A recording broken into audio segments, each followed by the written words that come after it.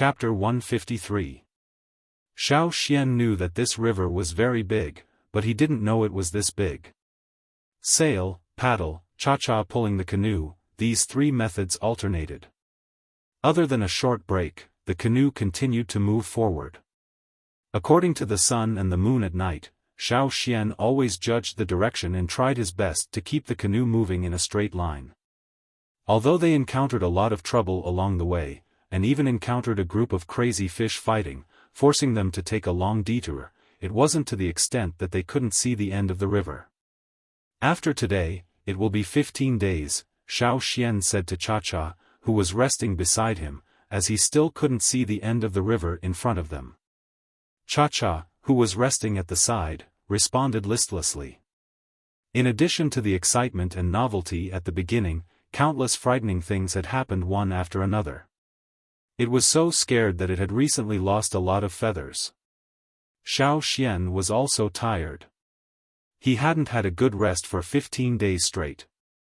Although his recovery was very strong, he couldn't withstand long-term exhaustion. Moreover, Xiaofan was most worried that if they continued to move forward, they wouldn't have time to return. After all, according to the original plan, they would return if they couldn't find the other side in 15 days. But now, he felt that they should still move forward. Cha-Cha, do you think there's a mainland in front? Xiaofan kicked the bird beside him. This river was already beyond his imagination. If they continued to walk forward, he would even believe that they could reach the sea. Cha-Cha, who was grooming its feathers, raised its head and replied, then looked forward. It could feel the aura of a mainland in front of them, but it didn't know how far it was. Xiaofan actually had the same feeling. He felt that if they continued to walk forward, they would reach the other side of the river. But that was too risky. Even if they reached the other side, what if the river was already falling rapidly and they couldn't see the top? What should they choose? Continue forward, or go back? Xiaofan closed his eyes and felt the totem in his mind. The totem flame in his mind started to roll, and the direction in which the flame was drifting was towards the front, and it was rolling quite violently.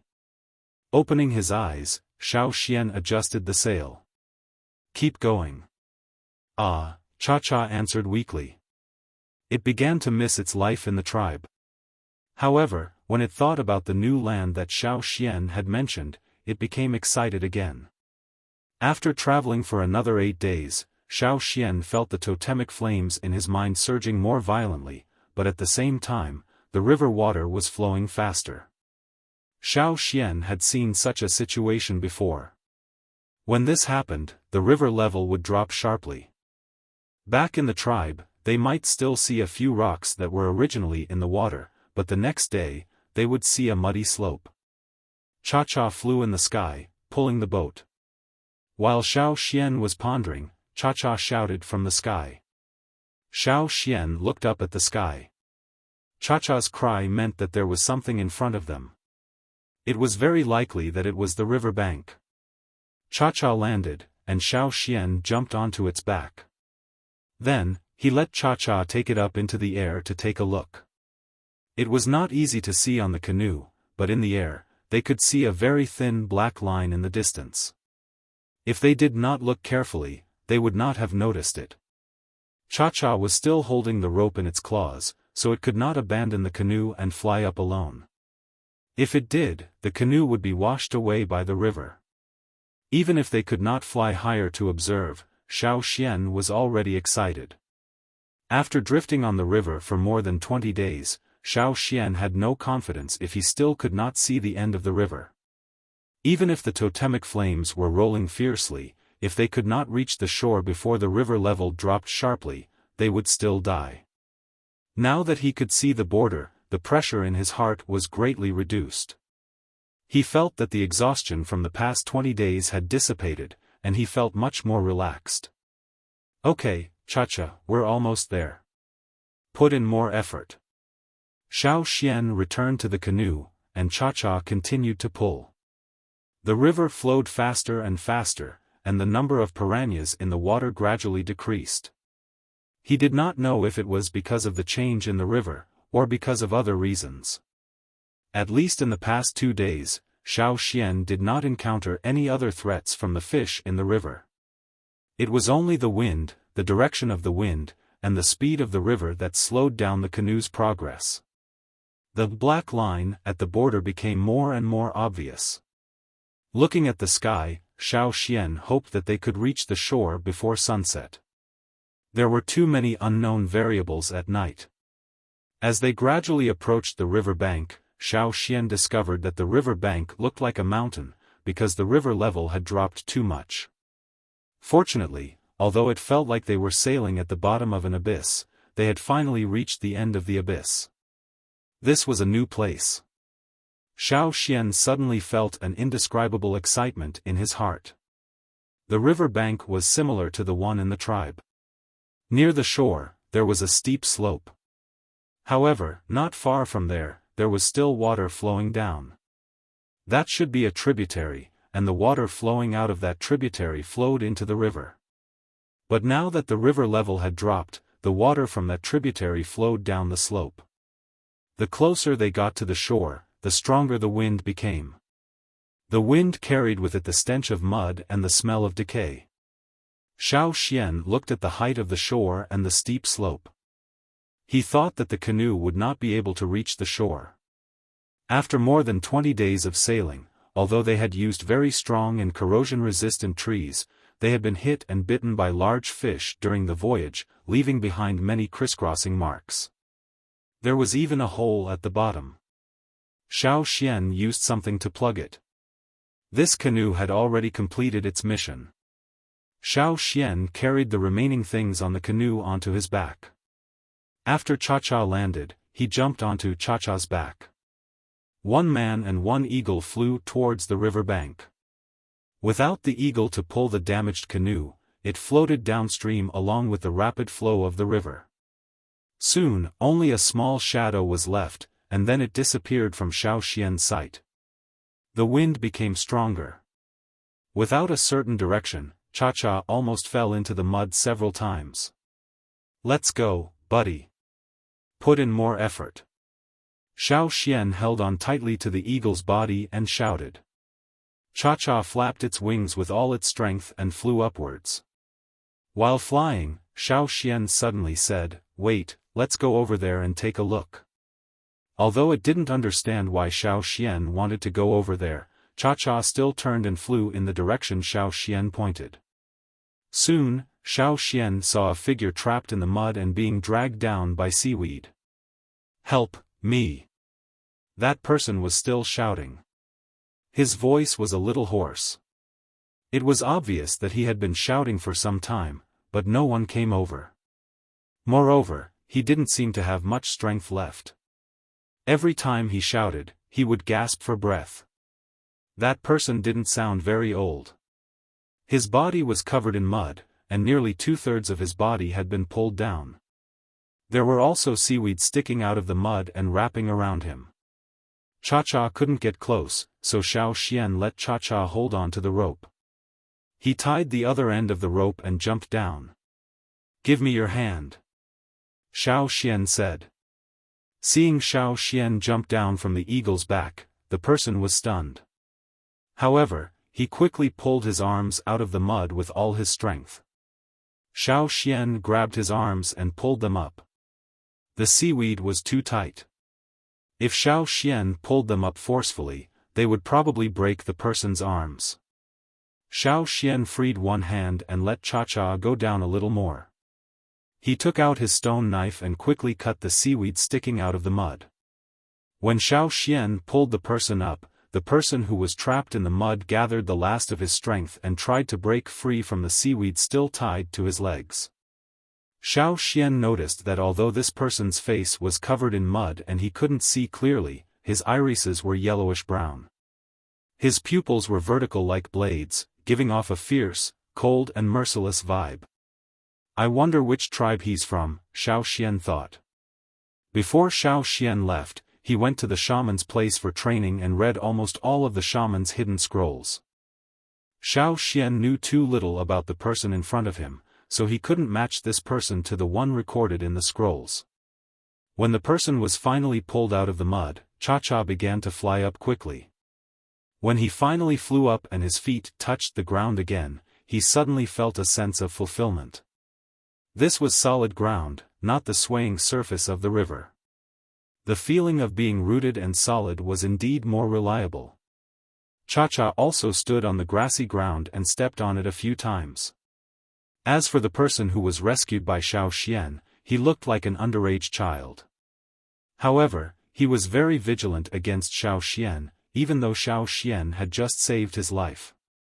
The person didn't say anything, so Xiaofan didn't ask. After calming down, he began to pay attention to his surroundings. There were traces of human activity around.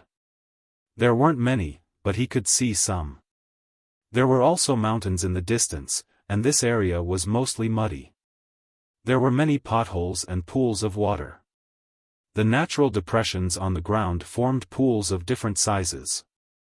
In addition, Xiaofan also saw traces of claws and teeth on some of the rocks beside the pools. Those weren't made by humans, in the water. However, Xiaofan didn't feel any danger from these pools, and neither did Cha-Cha. Either the creatures in the water were very good at hiding, or there weren't any dangerous creatures in the water at the moment. The person who was rescued by Xiaofan lay quietly on the ground, panting. Although he didn't say anything, his eyes kept glancing at Xiaofan and Cha-Cha. Finally, the child couldn't help but ask. "Who are you? Why are you in our tribe?" he asked. "Your tribe? Which tribe are you from?" Xiaofan asked. Seeing that the other party was still very vigilant, he said, "My eagle and I came from a faraway place by boat. However, the river level dropped too quickly, so we quickly went ashore. The boat was washed away just now, and I don't know how far it has gone. How long have you been in the river?" The other party didn't believe Xiaofan's words, and looked at Xiaofan suspiciously. He seemed very puzzled that Xiaofan didn't know his tribe. "More than 20 days, Xiaofan said. The other party's eyes widened, and the pupils in his tawny eyes were still narrowed.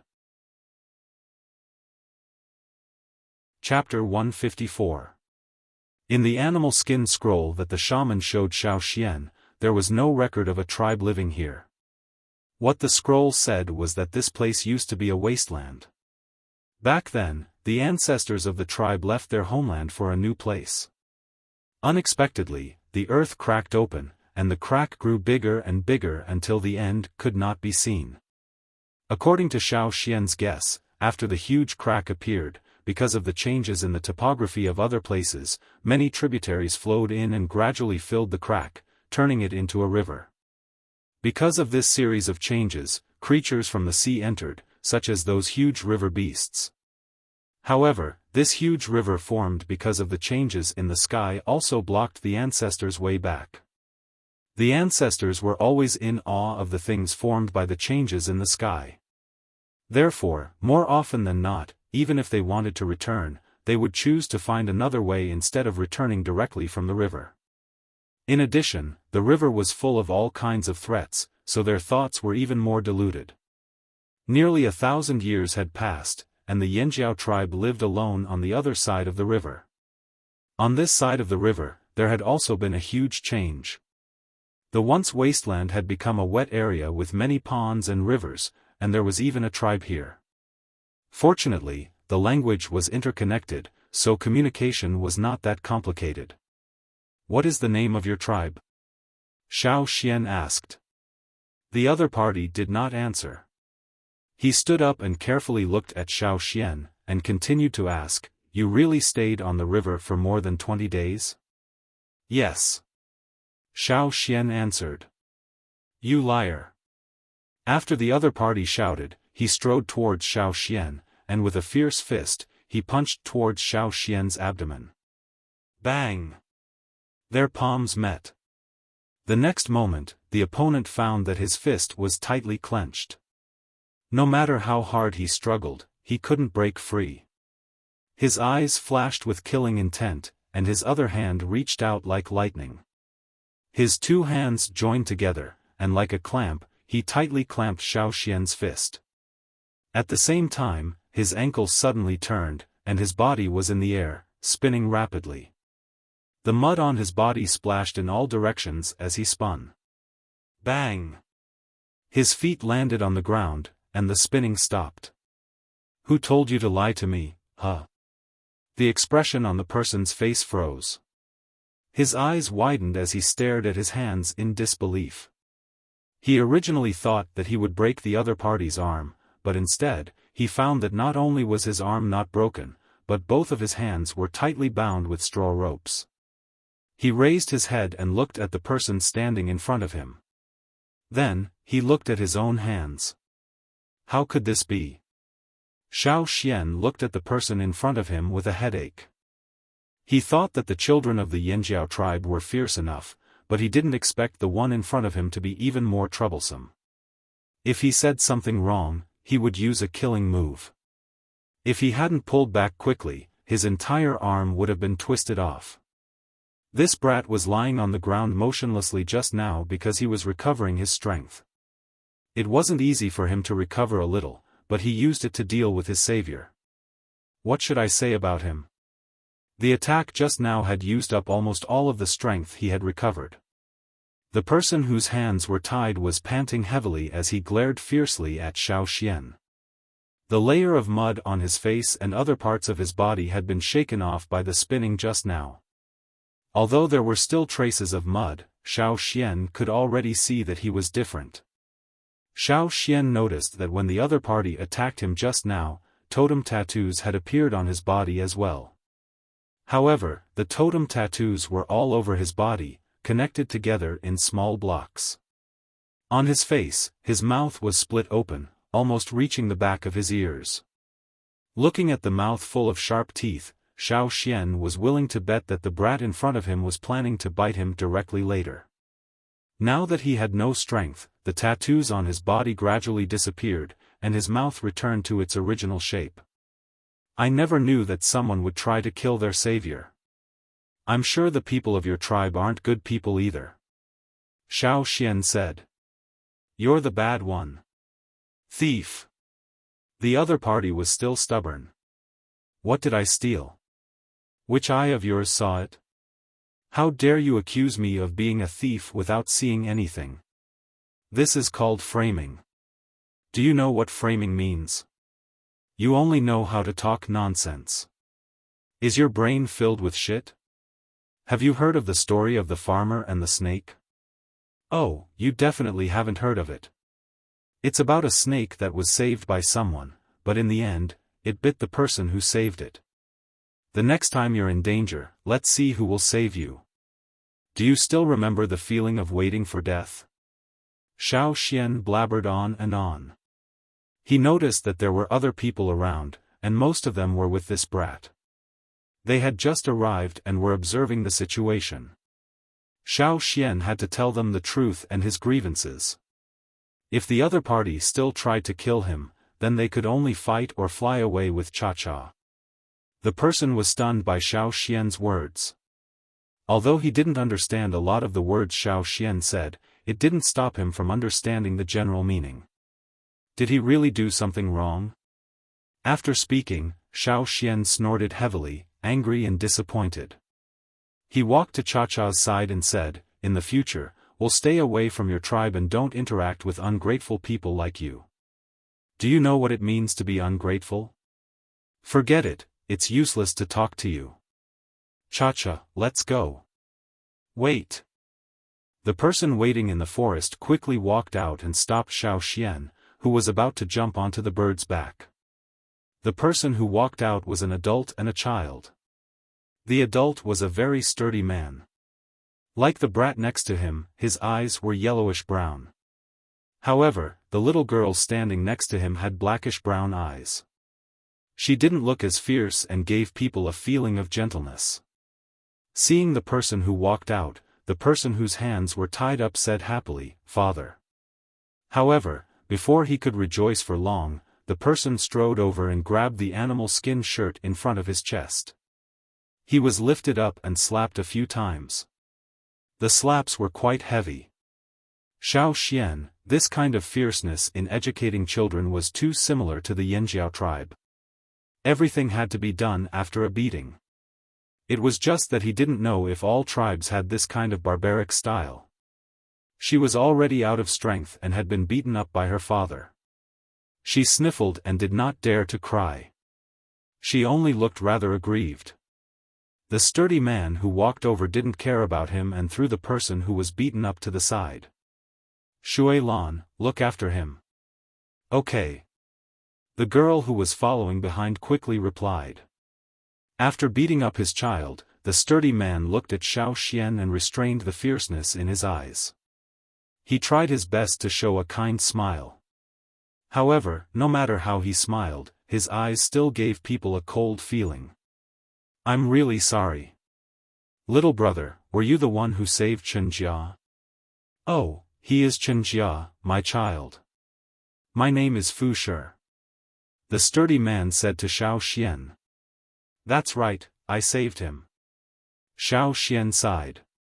It was my first time leaving the tribe, so I wanted to wander around and see the world.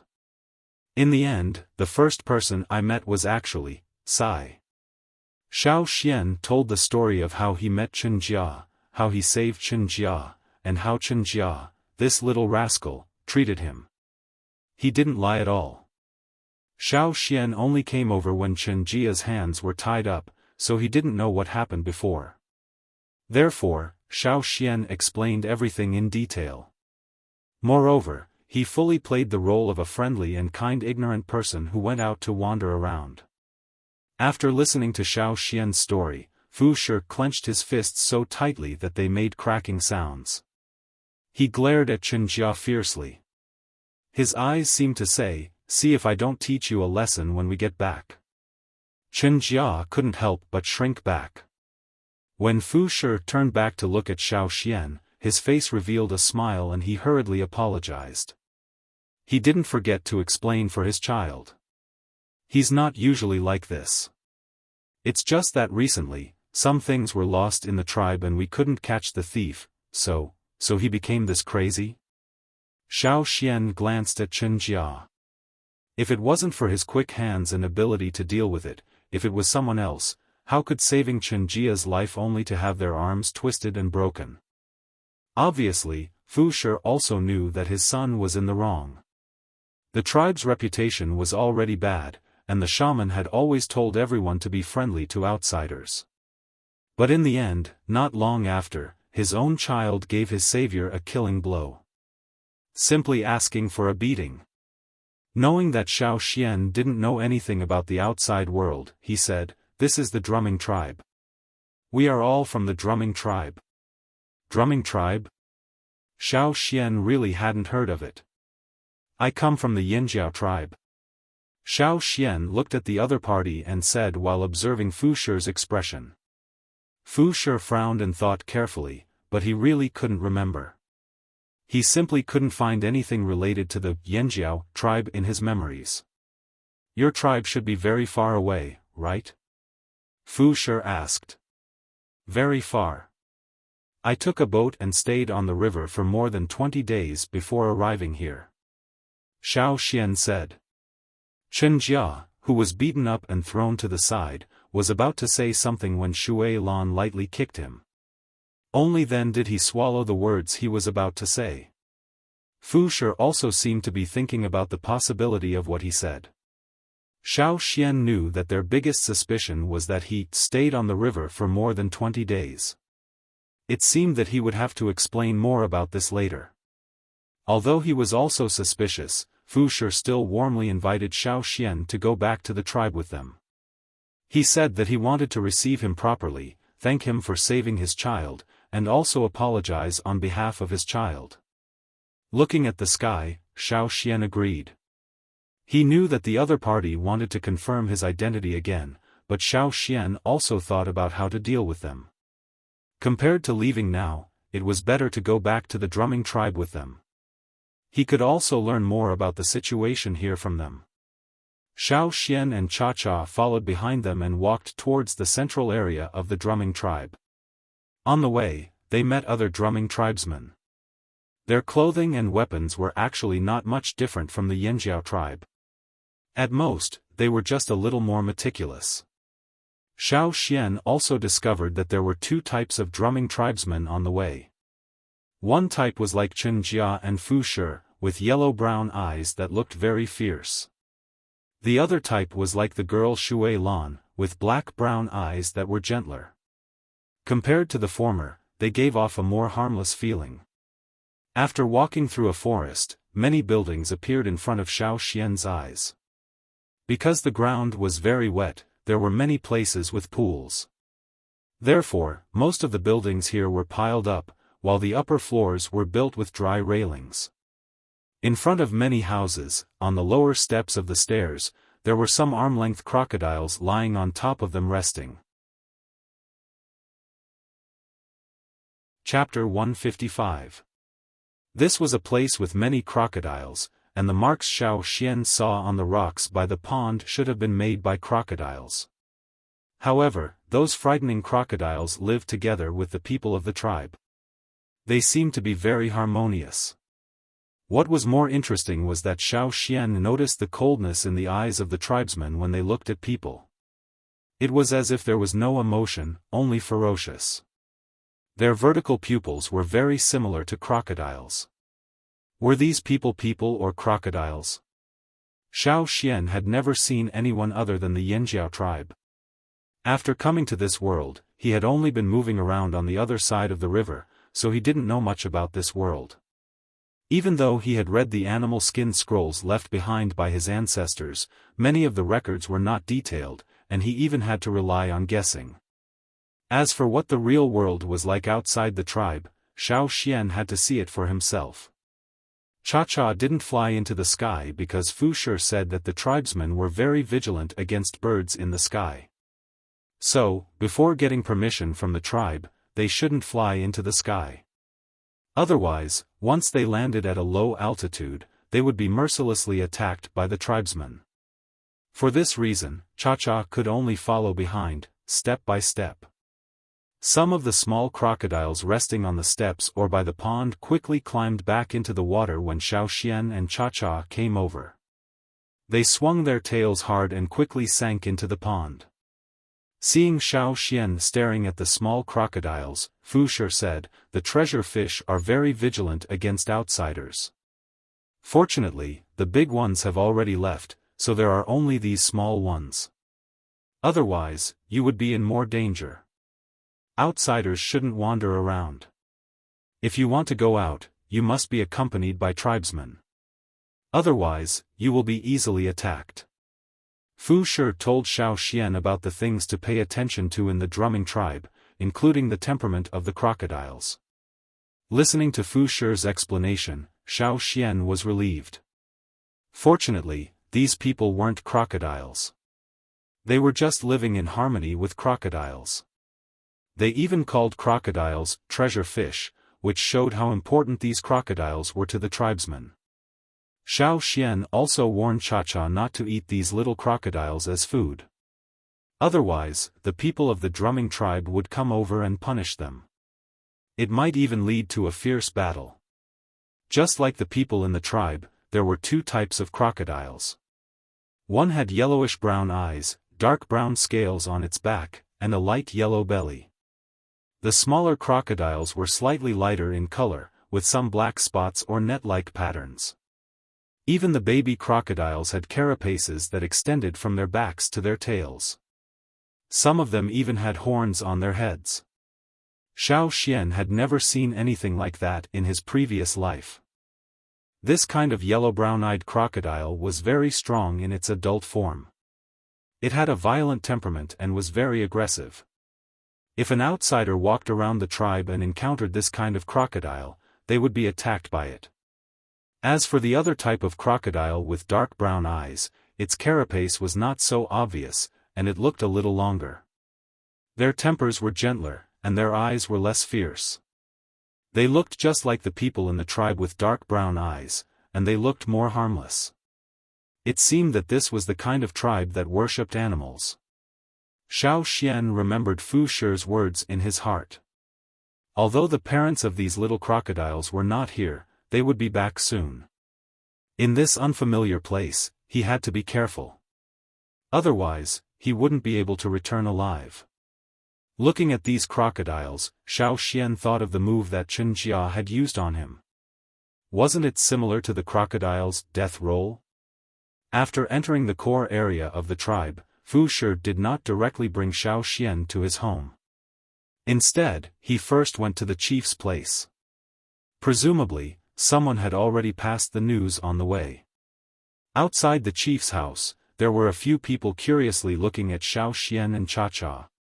However, those pairs of eyes still looked cold, making Cha-Cha uncomfortably shake its wings. Several times it wanted to fly, but fortunately, Xiaoxian calmed it down. The chief of the drumming tribe, Fan Mu, was a strong middle-aged man. His eyes were also yellow-brown. When he looked at Xiaoxian, it was like a fierce beast in the forest staring at him. There was a sense of majesty and oppression. "Welcome to the drumming tribe." Fan Mu looked at Xiaoxian and said. There was no smile on Fan Mu's face. Of course, not smiling was also good. At least it was better than Fu Shi's emotionless smile. Yinjiao tribe, Xiaoxian. Xiaoxian introduced himself. This was what Xiaoxian had asked the shaman before he left. After leaving the tribe, he would show up as Xiaoxian. Its name is Cha-Cha, but my friend doesn't like to stand on the ground all the time. I hope you can allow it to fly for a while. Xiaoxian said. Okay. Fan Mu signaled to the people beside him, telling them not to attack Cha-Cha, but at the same time, to keep an eye on it.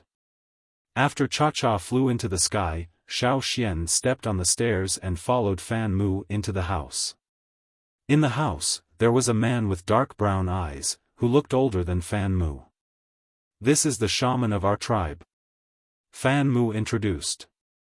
Hello, I am Xiaoxian from the Yinjiao tribe. Welcome to the drumming tribe. The shaman of the drumming tribe said. There was a trace of a smile on his face, which made him feel more amiable. The same words, when spoken by the shaman in front of him, made him feel more comfortable than when spoken by Fan Mu. Moreover, when the shaman smiled, he didn't have that stiff and intimidating feeling. The shaman was very similar to the old faker. He looked approachable and easy to talk to, but in fact, he was more cunning than anyone else. No matter what Xiaoxian thought in his heart, he still showed a reserved smile on his face, fully playing the role of a newcomer who left the tribe for the first time. Fu Shi, who led Xiaoxian here, was also called in by Fan Mu, and told him what happened when he met Xiaoxian. Xiaoxian added some things that Fu Shi couldn't explain clearly. Hearing that Xiaoxian had stayed on the river for more than 20 days, Fan Mu and the shaman's expressions changed. How did you stay on the river for more than 20 days? The shaman asked. Boat, oars, and cha-cha. Xiaoxian told them some things he saw on the river, and some strange and dangerous phenomena, but he didn't mention the sail. Having a boat and an eagle pulling the boat was enough. With Xiaoxian's narration, Fan Mu and the shaman's expressions gradually eased. Obviously, they knew something about the river, and knew that Xiaoxian wasn't lying. Moreover, in their opinion, Xiaoxian was really lucky to come out of such a dangerous situation safely. However, the cha-cha also contributed a lot. If they also had such a bird that could pull the boat, they should be able to go further, right? I remember that wooden boats will sink when they are far away from the river bank. Why didn't yours? Fan Mu stared at Xiaoxian and asked. Won't the wood sink when you reach the river bank? In our tribe, even on the shore, once the wood enters the water, it will soon be dragged to the bottom of the river. Our tribe has a treasure fish. Fu Shi said proudly. Because there were many crocodiles near the river bank, there were few other creatures, so the wood thrown into the water wouldn't be dragged down by the insects that gnawed on the wood. Then how did you do it? Fan Mu asked. Because it was the rainy season in our tribe. After the rainy season, there were no insects in the river, so the boat could go into the river. When the water level rose again, the insects would come back. How could that be?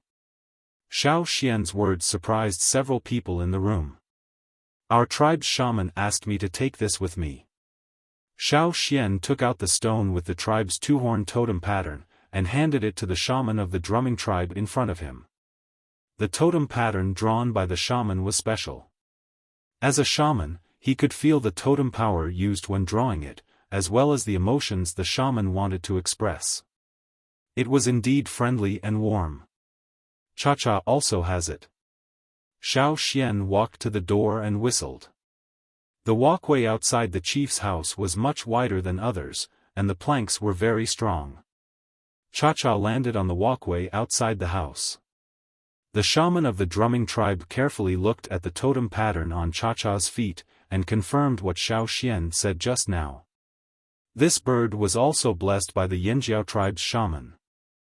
People or things that could be blessed by the tribe's shaman were all valued by the tribe. It was also hard to fake. Moving his hand away from Cha-Cha's claws, the shaman nodded to the chief Fan Mu. The chief's cold eyes softened a little. After talking for a while, the shaman and the chief's suspicions about Xiao Xian had been greatly reduced. They had never heard of the Yanjiao tribe, but after talking, the shaman of the drumming tribe took the initiative to express his sincere enthusiasm. Hearing that it was Xiao Xian's first time out of the tribe, the shaman suggested that Xiao Xian stay for a while.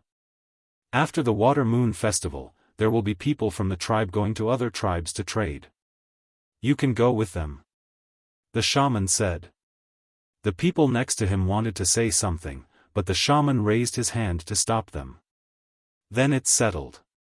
Fu Shi, Xiao Xian will stay with you for the time being. The chief said. The chief's words settled this matter. The others didn't say anything more, but they still looked at Xiao Xian with vigilance. Okay. Fu Shi replied. After leaving the chief's house, Fu Shi took Xiao Xian home. Generally, outsiders were taken care of by whoever brought them in. Besides, Xiao Xian had saved Chen Jia's life, so Fu Shi and the others had to take good care of him. The sky gradually darkened, and the surroundings were damp with water vapor. The two moons in the sky kept the ground from being too dark. As the moons became rounder, even in the middle of the night, the surrounding scenery could be seen. Fu Shi's house was also built in the style of a fence, built next to a pool. When Xiao Xian arrived, a woman was waiting there. That was Fu Shi's wife, Ping. Next to Ping was Chen Jia, who was standing there obediently. His face was swollen, obviously he had been beaten up again. Ping also showed her enthusiasm, but when she smiled, it made people feel uncomfortable. Her eyes were the same as Fu Shi's and Chen Jia's, yellowish-brown. Xiao Xian, right? Thank you for saving my family's Chen Jia. After speaking, Ping carried down a large pile of things from a table outside the house. Everyone in the house hadn't eaten dinner yet. They had been waiting for Fu Shi and Xiao Xian. Since the two of them had returned, Ping also prepared a feast. Xiao Xian only saw a shadow flash in front of him, and a whole deer leg was placed in front of him. The deer leg had been roasted, but it wasn't cooked. When the meat was torn open, blood flowed out. He raised his head to look at the other three. This family of three, their mouths had doubled in size. They were holding the food and tearing it apart. When they bit, blood spilled out, splattering all over the table. Xiao Xian. Chapter 156. Xiao Xian only ate a little of the deer leg and gave the rest to Cha-Cha. Cha-Cha liked to eat raw meat. The deer should be of the same breed as the giant horned deer, their meat tasted similar. After seeing the way the three of them ate, Xiao Xian had a new understanding of the people of this tribe. At night, Cha-Cha found a big tree outside and slept while standing on it. Xiao Xian slept in Chen Jia's room, while Chen Jia slept with his parents. The people of the drumming tribe did not put animal skins in their houses during this season. They slept directly on wooden planks, and through the gaps between the planks, they could see the water below. There were small crocodiles swimming below, and the subtle movements in the pond could be clearly heard. The windows were open, and the moonlight shone in. The wind carried the smell of water vapor and mud. This was the first night Xiao Xian spent after leaving the tribe, and it was a very novel feeling. Just as he was thinking about today's events, and about the drumming tribe, which was not recorded in the ancestral scroll, Fu Shi came in. Fu Shi was holding a glowing object in his hand. It was like a small lamp, illuminating the small room. This is? Xiao Xian was very curious about the object in Fu Shi's hand. It was a fist-sized glowing crystal. Xiao Xian had never seen it before in the Yanjiao tribe. This is a water moon stone, produced by our tribe. Fu Shi handed the stone in his hand to Xiao Xian. Water moon stone was seen in the scroll, but it was not recorded in detail, only a name. It was cold to the touch. Xiao Xian felt the energy within the stone. It was similar to the energy of a fire seed. The totemic flame in his mind did not react, but the egg wrapped around the totemic flame flashed. A shape gradually formed inside the totemic flame. It was a brown crocodile, surrounded by a circle of white flames, giving people a cold feeling. This was the totem of the drumming tribe. There was no energy in the crystal that could be absorbed. When the crocodile totem in his mind disappeared, Xiao Xian looked at the crystal again and handed it back to Fu Shi. It's very bright and beautiful. Fu Shi was stunned. This was the first time he had encountered such a situation. Many people would reveal a look of fondness or greed after seeing the water moon stones. When a guest came to the tribe, the person in charge of receiving them would take out their own water moonstones. Not every tribe liked the night, so in order to be a good host, they would take out the biggest water moonstones they had in their collection. At the same time, this was also a good way to test people, which was something that the shaman had always advocated. But now, Xiao Xian's reaction was neither light nor heavy. Could it be that he didn't know the value of water moonstones? You don't like water moonstones? Our tribe's water moonstones are sold well. It's only this big, you can exchange it for a lot of things. Fu Shi exaggeratedly opened his arms and gestured. As someone who had seen electric lights, Xiao Xian did not have much interest in these glowing stones. What made him interested was that the shaman of the drumming tribe had mentioned the trade between tribes. Now that Fu Shi brought it up again, Xiao Xian seized the opportunity to ask. Trade, of course. We will take our water moonstones to other tribes and exchange them for other things. A small piece of water moonstone can be exchanged for a lot of things. Fu Shi told Xiao Xian about his tribe's most famous water moonstone. This kind of stone was indeed very popular with other tribes. It only needed a small piece to emit light. There was no need to light a fire. In the dark, one only needed one of these stones to see the surroundings. It was not afraid of being blown by the wind or flooded. Many people liked it, especially those who were afraid of high-temperature flames. This also reflected the value of the water moonstone. It was like a piece of gold. With it, the people of the drumming tribe could exchange for things they needed, such as good stones, precious herbs, pots and so on. Every time they traded, they would bring some water moonstones out and exchange for a lot of things. Xiao Xian listened with great interest and asked a few questions from time to time. When it came to his tribe's specialties, Fu Shi was also in high spirits. He explained the production of water moonstones and how to trade them. This was not because Fu Shi was not vigilant, but because many tribes knew about the water moonstones. It was not an absolute secret. They talked until late at night. Xiao Xian let Fu Shi go back. As for the water moonstone, Xiao Xian also let him take it away. With such a bright stone, how could he sleep? If there was an accident, it would be hard to hide. The night was full of danger, but it was also a kind of cover. Other people's houses were dark, but this room was bright. Wasn't this an obvious target? Fu Shi did not know what Xiaoxian was thinking. He only thought that Xiaoxian was a good person. After returning to his room, he praised Xiaoxian to his wife.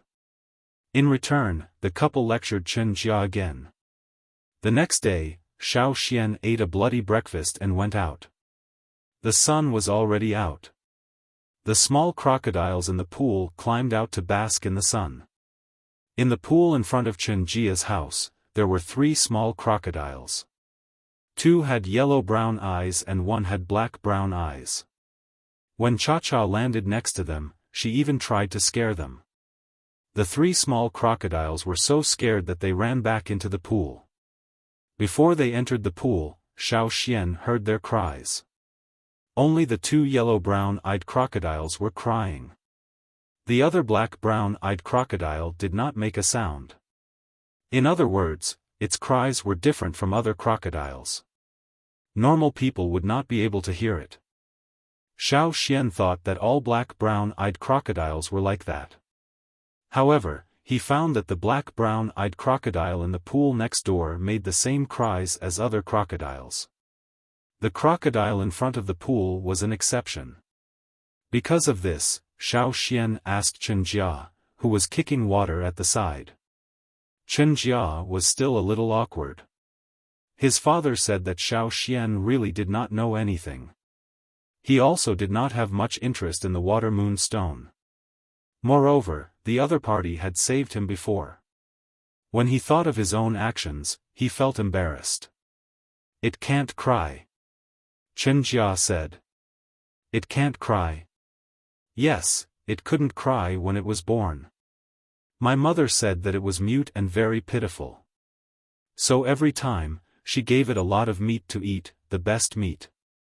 When he was in the tribe, Xiaoxian could hear the cries of night swallow. Other than high-level totemic warriors, no one else could hear it.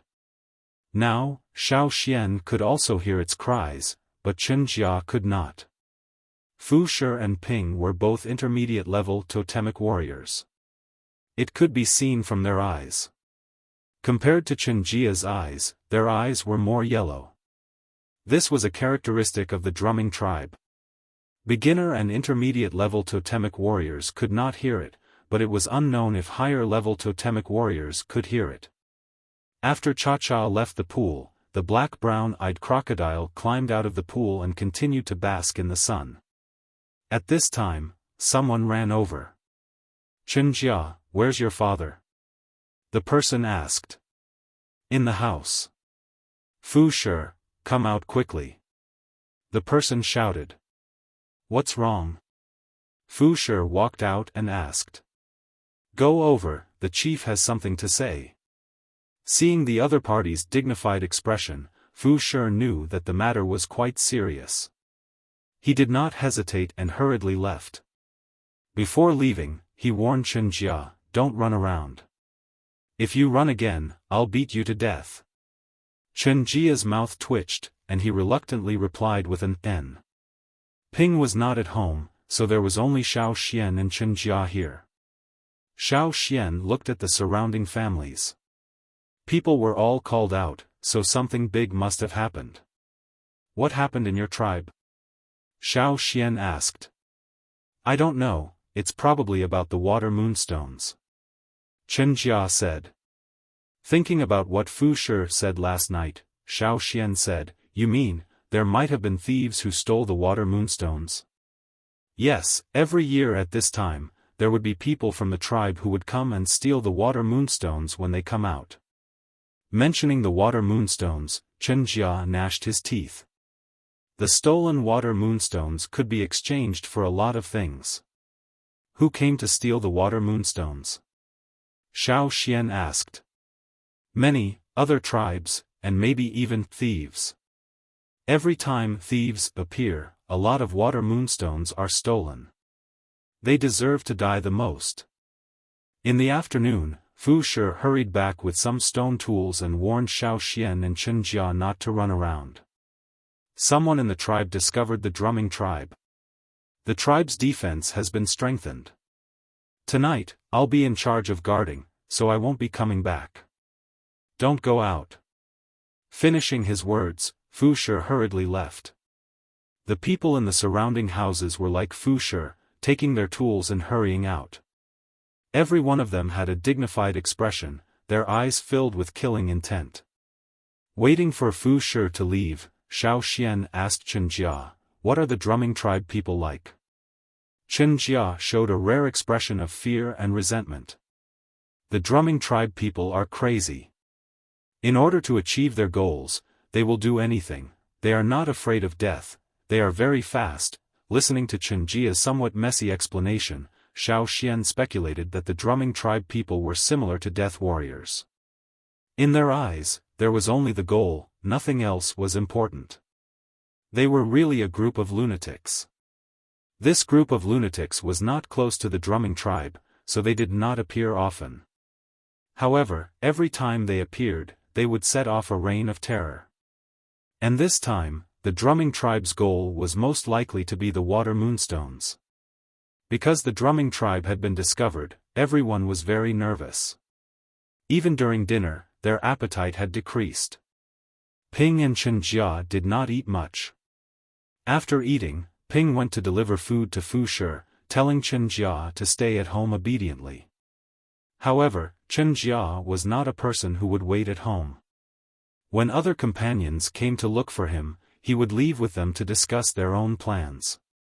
Thus, the only one left in the house was Xiaoxian. The sky had not completely darkened yet. Xiaoxian sat on a wooden plank beside the house.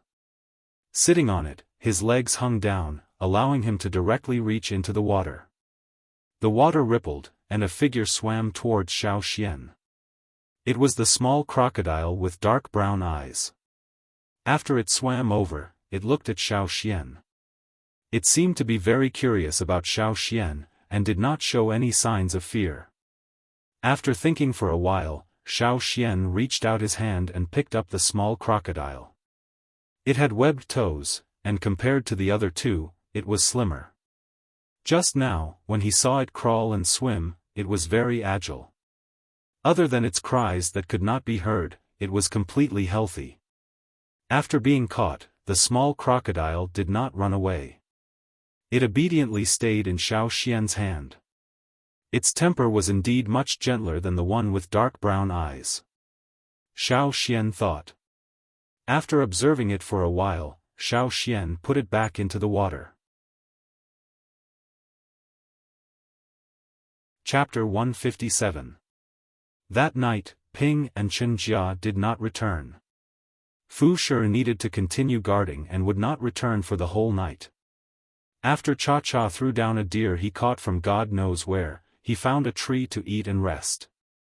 Xiaoxian was the only one in the house. Xiaoxian could not walk around. Now that the drumming tribe was in a tense period, as an outsider, Xiaoxian could not run around and attract suspicion. As a newcomer, it was better to make a good impression. If there was a day when the Yanjiao tribesmen could smoothly cross over from the other side of the river, they would inevitably greet the drumming tribesmen. Xiaoxian crossed his legs and rested on the wooden planks in the room. As Xiaoxian swayed his legs, the wooden planks below him creaked slightly.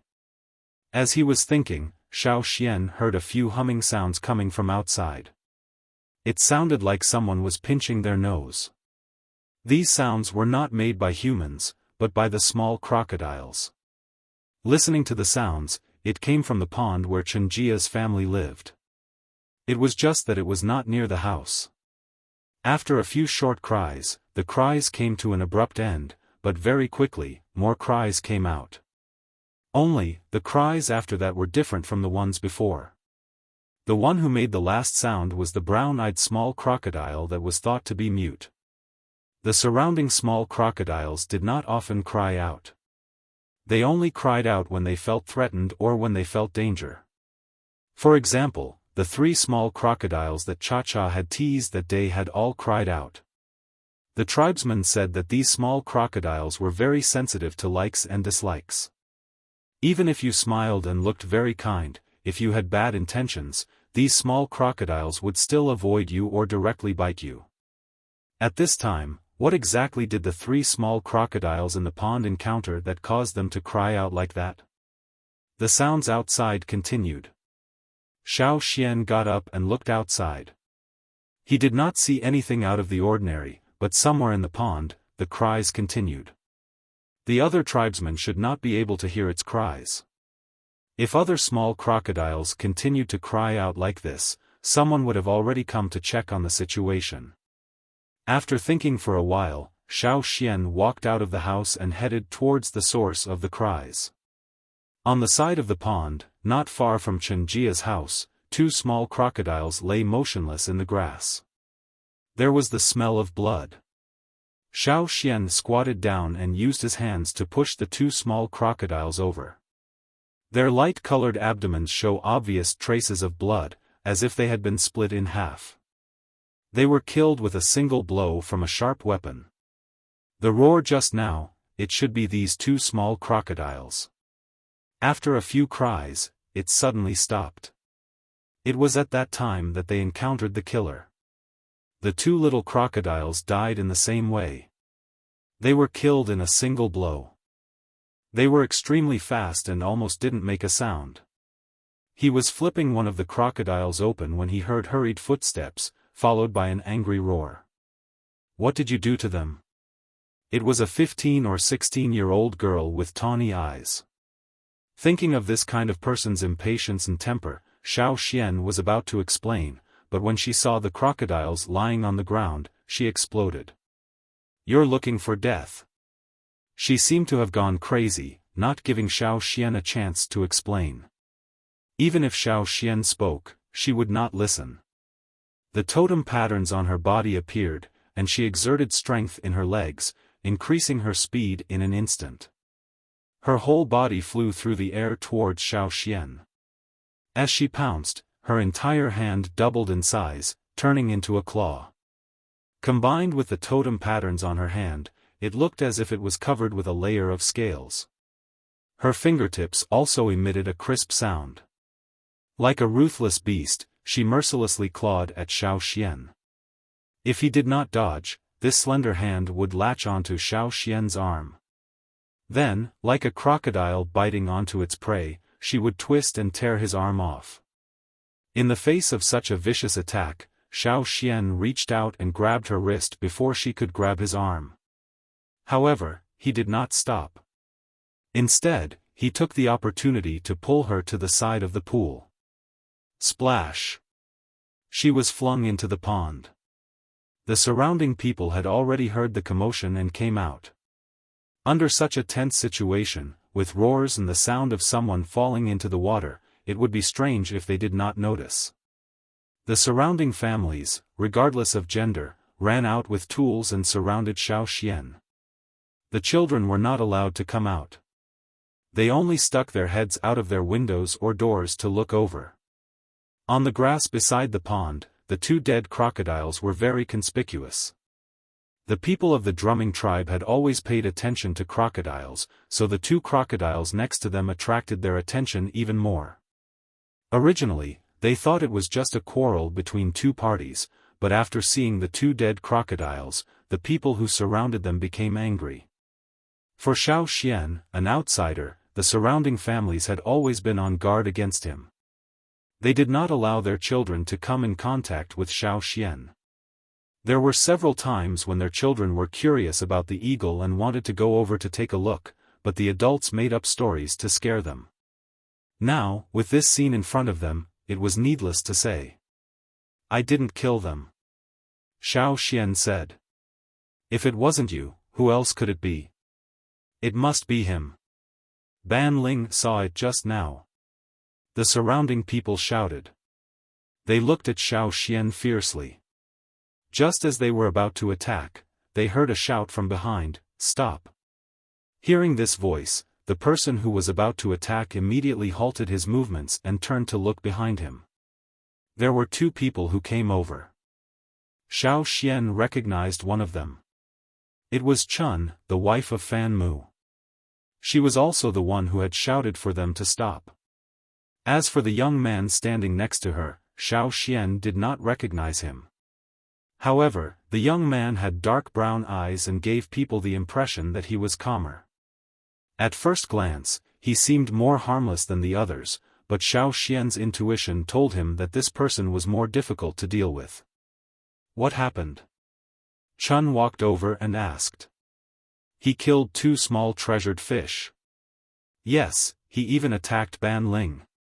I already said that outsiders don't have good intentions. We should have kicked him out long ago. The surrounding people began to talk at once, telling him everything that had happened.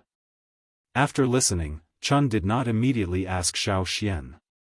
Instead, she walked over and picked up the 2 dead crocodiles. Xiaofan could feel that Chun's hands were trembling as she held the 2 crocodiles. She was trying her best to control her emotions. She also had dark brown eyes, but she wasn't as reckless as the others. After looking at the wounds on the crocodiles, Chun asked Xiaofan, "What do you say?" "I didn't kill them. I just came over and saw that there was something wrong with them. I turned them over and found that they were already dead. When I picked them up to take a look, she came over." Xiaofan pointed at the person walking out of the pool. "Ban Ling, did you really see him kill the small treasured fish?" Chun stared at the person walking out of the pool and asked in a deep voice. Ban Ling had just been thrown into the water and was still in a sorry state. When asked, she didn't have time to tidy up her hair and said, "I saw him holding the small treasured fish in his hand." In other words, you didn't see Xiaofan kill the small treasured fish. Chun's tone was not very good, and the surrounding people could hear it. Moreover, after Chun took the 2 crocodiles, many people saw the wounds on the crocodiles. They knew that they were killed by a sharp weapon. Xiaofan didn't have such a weapon on him. Perhaps they really had wrongly accused him. Thinking of their actions just now, the people surrounding Xiaofan all retreated in embarrassment. The people who had shouted especially loudly now wished they could bury their heads in their pants to reduce their presence. But there were also some people who were unconvinced. They felt that judging Xiaofan wasn't the murderer based on a single wound was too arbitrary. Perhaps Xiaofan was still hiding some secrets? Thinking of this, they took a step forward and were about to say something when they saw Xiaofan turn around and walk towards the pool. The surrounding people of the drumming tribe were very curious about Xiaofan's reaction. What was he doing? Xiaofan walked to the side of the pool, but he didn't enter it. Instead, he stretched out his hand to the side. Soon, the water rippled and a small figure came out of it. It turned out that there was a small hole there, and it was hiding in it. After swimming out, the small crocodile directly climbed onto Xiaofan's hand. It was actually crying out, but no one could hear it, including the tribe's senior totemic warrior, Chun. Seeing the small crocodile in Xiaofan's hand, the person who had stepped forward and wanted to argue retracted his leg. If Xiaofan was the murderer, this small crocodile wouldn't have acted like this. The people of the drumming tribe didn't believe in Xiaofan, but they believed in their tribe's treasured fish. Ban Ling. Chun glared. Thinking about what Ban Ling had done, Chun couldn't help but feel angry. The tribe's reputation was already bad enough, but this group of people kept on offending people. Yesterday, Chen Jia had attacked his savior, and now, Ban Ling was attacking people without even knowing the truth. The shamaness and chief were doing their best to salvage the drumming tribe's bad reputation. Outsiders who knew about the drumming tribe were already on guard against them, and it was difficult to form good relations with them. Now that there was an outsider who had never heard of the drumming tribe, the shamaness and chief wanted to keep him here and let Xiaofan see the good side of the drumming tribe. They also wanted him to know that the people of the drumming tribe weren't as bad as outsiders thought. The result? She was really angry. Fortunately, Xiaofan's strength wasn't bad, otherwise, Ban Ling, who had been baring her fangs and brandishing her claws at Xiaoxian, was completely listless. Chun's roar made her shoulders tremble, and she took small steps forward, completely losing her previous momentum. Sorry. Ban Ling apologized to Xiaoxian, her voice sounding as if she was about to cry. Xiaoxian, right? I'm sorry, but just treat what I said as if it was eaten by the fish. Don't take it seriously. The one who spoke the loudest just now was the one who spoke the loudest. Perhaps he still felt sorry for Xiaoxian, so he turned around and ran home. After a while, he carried a bloody cow leg and stuffed it into Xiaoxian's hand as an apology. Seeing this, the others also wanted to follow suit. At this time, the person standing beside Chun said, "Mother, the most important thing now is to find the person who killed the fish." Saying this, he looked at the others, his dark brown eyes calmly sweeping the surroundings. Xiaoxian is our tribe's guest. In the future, if anyone dares to make a move without clarifying the situation, come find me. Xiaoxian discovered that after the youth finished speaking, the surrounding people were trembling. They were even more afraid than when Chun had scolded them. Chapter 158. What's wrong? Ping had gone to deliver food to Fushi and talked to the guards for a while. She had just returned, but before she entered the house, she saw people surrounding the pond and quickly walked over. Ping, 2 treasured fish were killed here. A woman with a loud voice said. Ping was shocked. After hearing the details, she wanted to tear the murderer into pieces. Unfortunately, the murderer was still unknown. When she heard that Xiaoxian was misunderstood again, she was very dissatisfied. Xiaoxian is a good person. He doesn't even want my water moon stone. What? There was actually someone who didn't like the water moon stone? The surrounding people suddenly felt that Xiaoxian was too safe. Those who wanted to steal the water moonstones in their tribe were not good people. Compared to them, Xiaoxian was an outsider who was not interested in the water moonstones. Everyone suddenly felt more comfortable around him. But thinking about it, how could Xiaoxian not like the water moonstone? It was such a good thing, why didn't he like it? Xiaoxian, the water moonstone is really good. You can exchange it for many things in other tribes. Yes, Xiaoxian, it must be because Fushi's water moonstone is small and dark. Maybe it's an old stone that has been there for a few years. Come to my house, our water moonstone is big and bright. We just fished it out last year. If it comes out this year, there will definitely be bigger ones. Come to my house, my water moonstone is big too. My daughter personally put it away last year. Oh right, my daughter is over there. She's very pretty. Xiaoxian, you will definitely like her. The auntie who spoke narrowed her eyes and pointed in the direction of her house. Xiaoxian looked in the direction the auntie was pointing at. There was a young lady standing on the steps of a house. At this moment, the lady was smiling at him with her mouth wide open from ear to ear. Probably because she had just eaten dinner, there were still traces of blood on her white teeth. It was really a big mouth. Ha! Xiaoxian turned his head and smiled stiffly.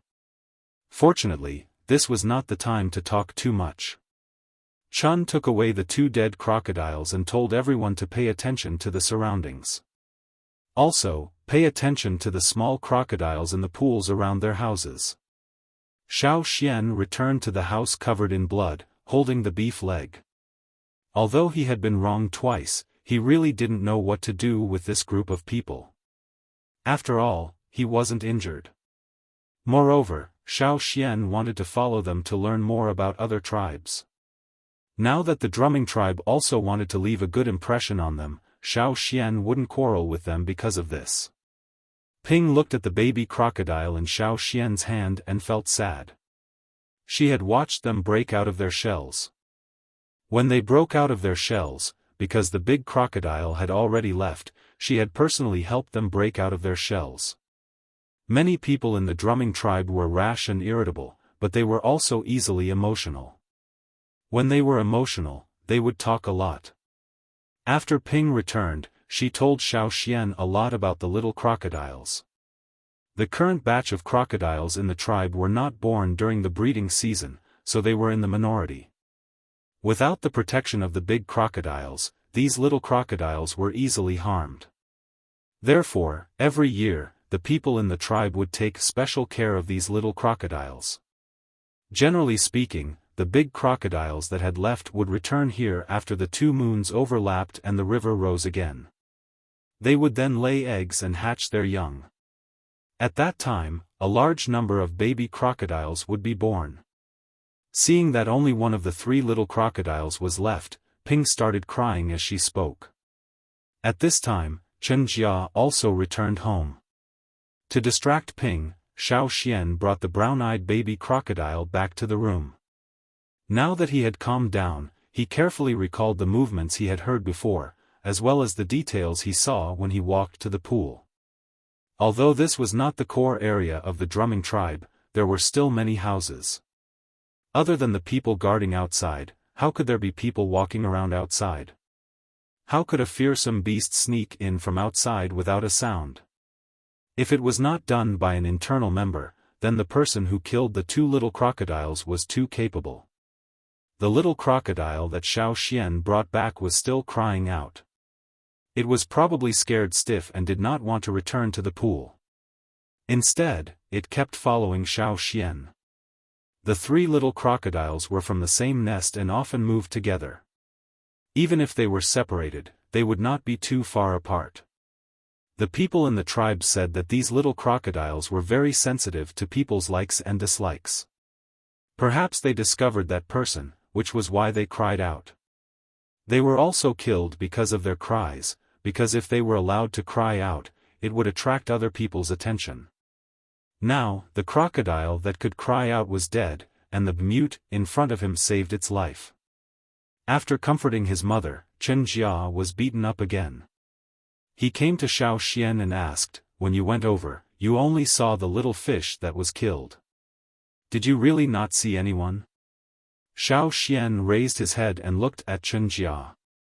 This child had been beaten up because he ran around at night, but this injury was nothing to them. "I didn't see any strangers," Xiaoxian said. Although he was not familiar with the surrounding families, he had seen them once and had an impression of them. At that time, he did not see anyone else around, and before that, he did not notice any strangers around. Not necessarily strangers. For example, someone familiar? Chen Jia was somewhat conflicted. He was not good at hiding his thoughts, and his expression told Xiaoxian what this child was thinking. As an outsider, Xiaoxian would not easily talk about the matters of the drumming tribe. Instead, he asked, "Yesterday, who pushed you down the river?" Chen Jia raised his head in surprise. "How do you know I was pushed?"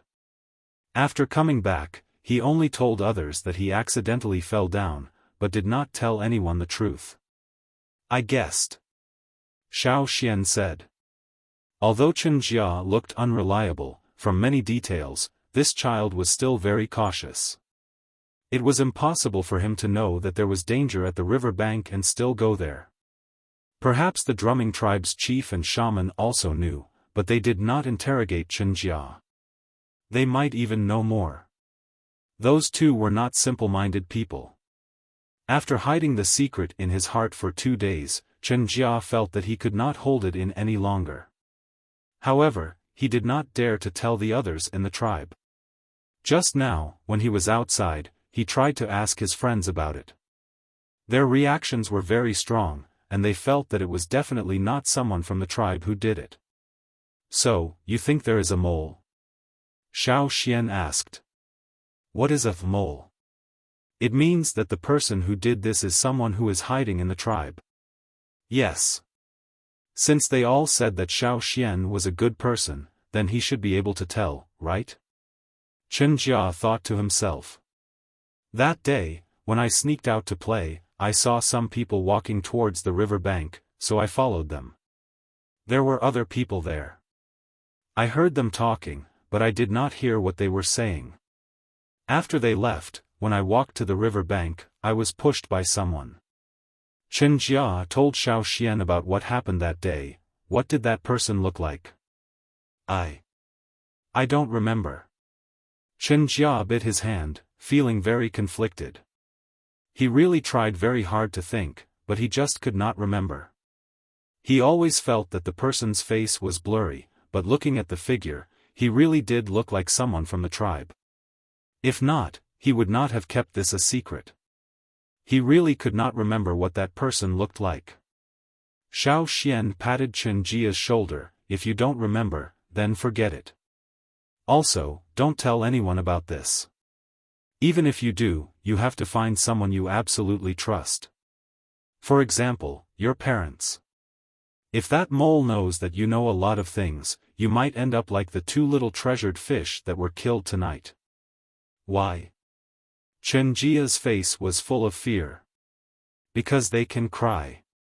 Xiaoxian also touched the mute little crocodile in his hand, but it can't, so it survived. Chen Jia was not too stupid. After thinking for a while, he understood Xiaoxian's meaning. With a pale face, he said, I'll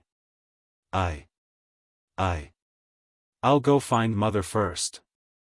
Regardless of whether the truth was as Xiaoxian imagined, at least by scaring Chen Jia would not run around alone.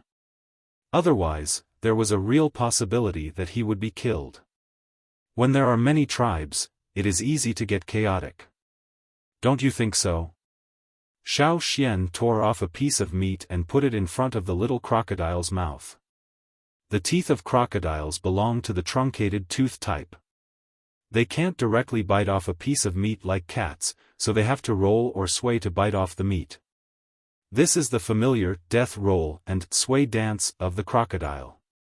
Seeing the little crocodile roll around after biting the meat, Xiaoxian thought of the people in the tribe, as well as Caesar and the others. He wondered how they were doing now. When he left the tribe, he didn't think so, but now he missed them. He remembered that on the day he left, Xiaoxian wanted to tell the shaman and old Kun not to worry. In the end, he only said 2 words before they beat him up with their crutches. Thinking of this, Xiaoxian couldn't help but laugh. The moonlight outside the window was even brighter than last night. Soon, it would be the day when the 2 moons overlapped. If he wanted to go back, he would have to wait at least a year. In the next few days, the tribe was very peaceful. There were no more abnormal situations, but Fu Shi and the other tribe guards were even more vigilant. The day when the 2 moons overlapped was one of the most important days of the year. Other than the sacrificial ceremony, it was also one of the most important days. They called it the Water Moon Festival. In the drumming tribe, there was a small river winding around the tribe. The people of the drumming tribe called it the Water Moon Path. Before and after the 2 moons overlapped, when the river level lowered, the Water Moon Path would be separated from the river. When the 2 moons overlapped in the night sky, every family of the drumming tribe would guard the path closest to their house, waiting for the water moonstones to appear so that they could go down to collect them. Even though Xiaoxian was curious about the production of the water moonstones, in order to avoid suspicion, he didn't take the initiative to follow them. However, Ping was very enthusiastic. It was probably because someone said that her family's water moonstones weren't good that night. She wanted to prove it in front of Xiaoxian, so she let Xiaoxian go with her. Fu Shi was responsible for guarding the path, so he didn't go with Ping and Chen Jia. My families will definitely be the best this year. Nonsense, my families is the best. You guys don't need to argue. In any case, the first place will definitely be my family. Before they even reached the Water Moon Path, a group of children had already started arguing. The tribe had given each family an area. When the time came to collect the water moonstones, they could only collect them in their own area. Whether they collected more or less, they had to bear the responsibility. It had nothing to do with others. Xiaofan, Ping, and Chen Jia stood together. This was the area of Chen Jia's family. Looking at the muddy river in front of them, which was no more than 5 meters wide, it was hard to associate it with the name Water Moon Path. Xiaofan was looking forward to what would happen next. Such a bright stone, how did it come out from this muddy river? The two moons overlapped more and more in the sky. Xiaofan suddenly heard a dense and small sound, as if iron powder was being forcefully attracted by a magnetic force. The muddy river in front of them was becoming clearer and clearer at a speed visible to the naked eye. Chapter 159. Ping and Chen Jia stood on the shore, waiting nervously. The amount of water moonstones they could produce in this section would determine whether they would be rich or poor in the coming days. If they could produce a lot of water moonstones, and each of them was big and bright, their family would be rich this year. When the trading day came, they could bring them out to exchange for a lot of things. However, if the stones they produced were small and small, then it would be hard. Whether they were poor or rich, it all depended on this part of the river. Xiaofan felt that this method was very novel. Ping was already praying nervously. Chen Jia was also biting his hands.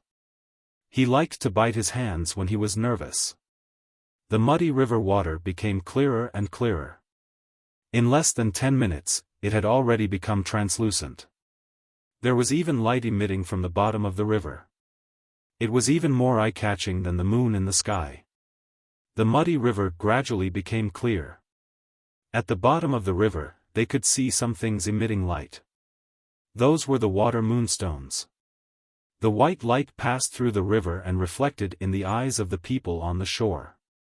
Ha, ha ha ha. Some people laughed wildly. Their part of the river was especially bright. This meant that there would be more water moonstones produced there. Some people were happy, while others were worried. Some parts of the river were dimmer than others. There were a lot less water moonstones there. Ha ha ha. Chen Jia also laughed arrogantly. Their part of the river was brighter than the other two families. He laughed and made a gesture to the other two families, showing off. Ping knelt by the river bank, watching the white light at the bottom of the river get brighter and brighter. She was so excited that no one knew what she was mumbling. The surrounding families looked at Chen Jia and his mother with envy and jealousy. But there was nothing they could do. Whether it was more or less, they had already determined it. Even if they were jealous, they couldn't snatch it. They could only comfort themselves that maybe next year, their family would become like that. Xiaofan felt the power of the fire seed. The fire seed of the drumming tribe? What kind of fire seed was this tribe that lived in the puddles and rivers? In the Yanjiao tribe, the shaman was able to connect the fire seed's power to the houses at the top of the mountain. That was why the houses at the top of the mountain were always warm during the winter. And here, the production of these water moonstones seemed to be closely related to the fire seed of the drumming tribe. No wonder Fu Shi said that this was their drumming tribe's specialty. The power of the fire seed was special. After Ping prayed and expressed her gratitude, she turned to Chen Jia, who was already itching to give it a try, and said, "Enter the water." "All right." Chen Jia flung off the beast skin coat on his body, covering his entire body with totem patterns, and jumped into the clear and bright river. Many children from other families were like Chen Jia, impatiently jumping into the water to fish for the water moonstones. Xiaofan noticed that when the children were swimming, their legs weren't alternately kicking the water. Instead, they were swaying left and right. Their bones seemed to have been softened. The totemic patterns covered their bodies like scales. At first glance, it looked like the powerful tail of a crocodile that was swaying in the water.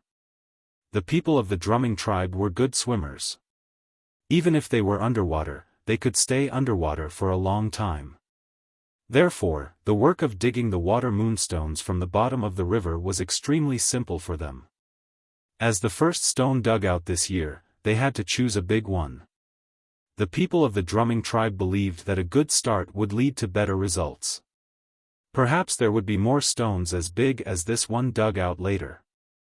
Therefore, the first stone had to be chosen well. Chen Jia swam back and forth at the bottom of the river. Finally, he chose a spot and dug out a very big and bright water moonstone. He didn't swim upstream, but turned around and threw it towards the river bank. The water moonstone that was thrown out of the water was accurately caught by Ping.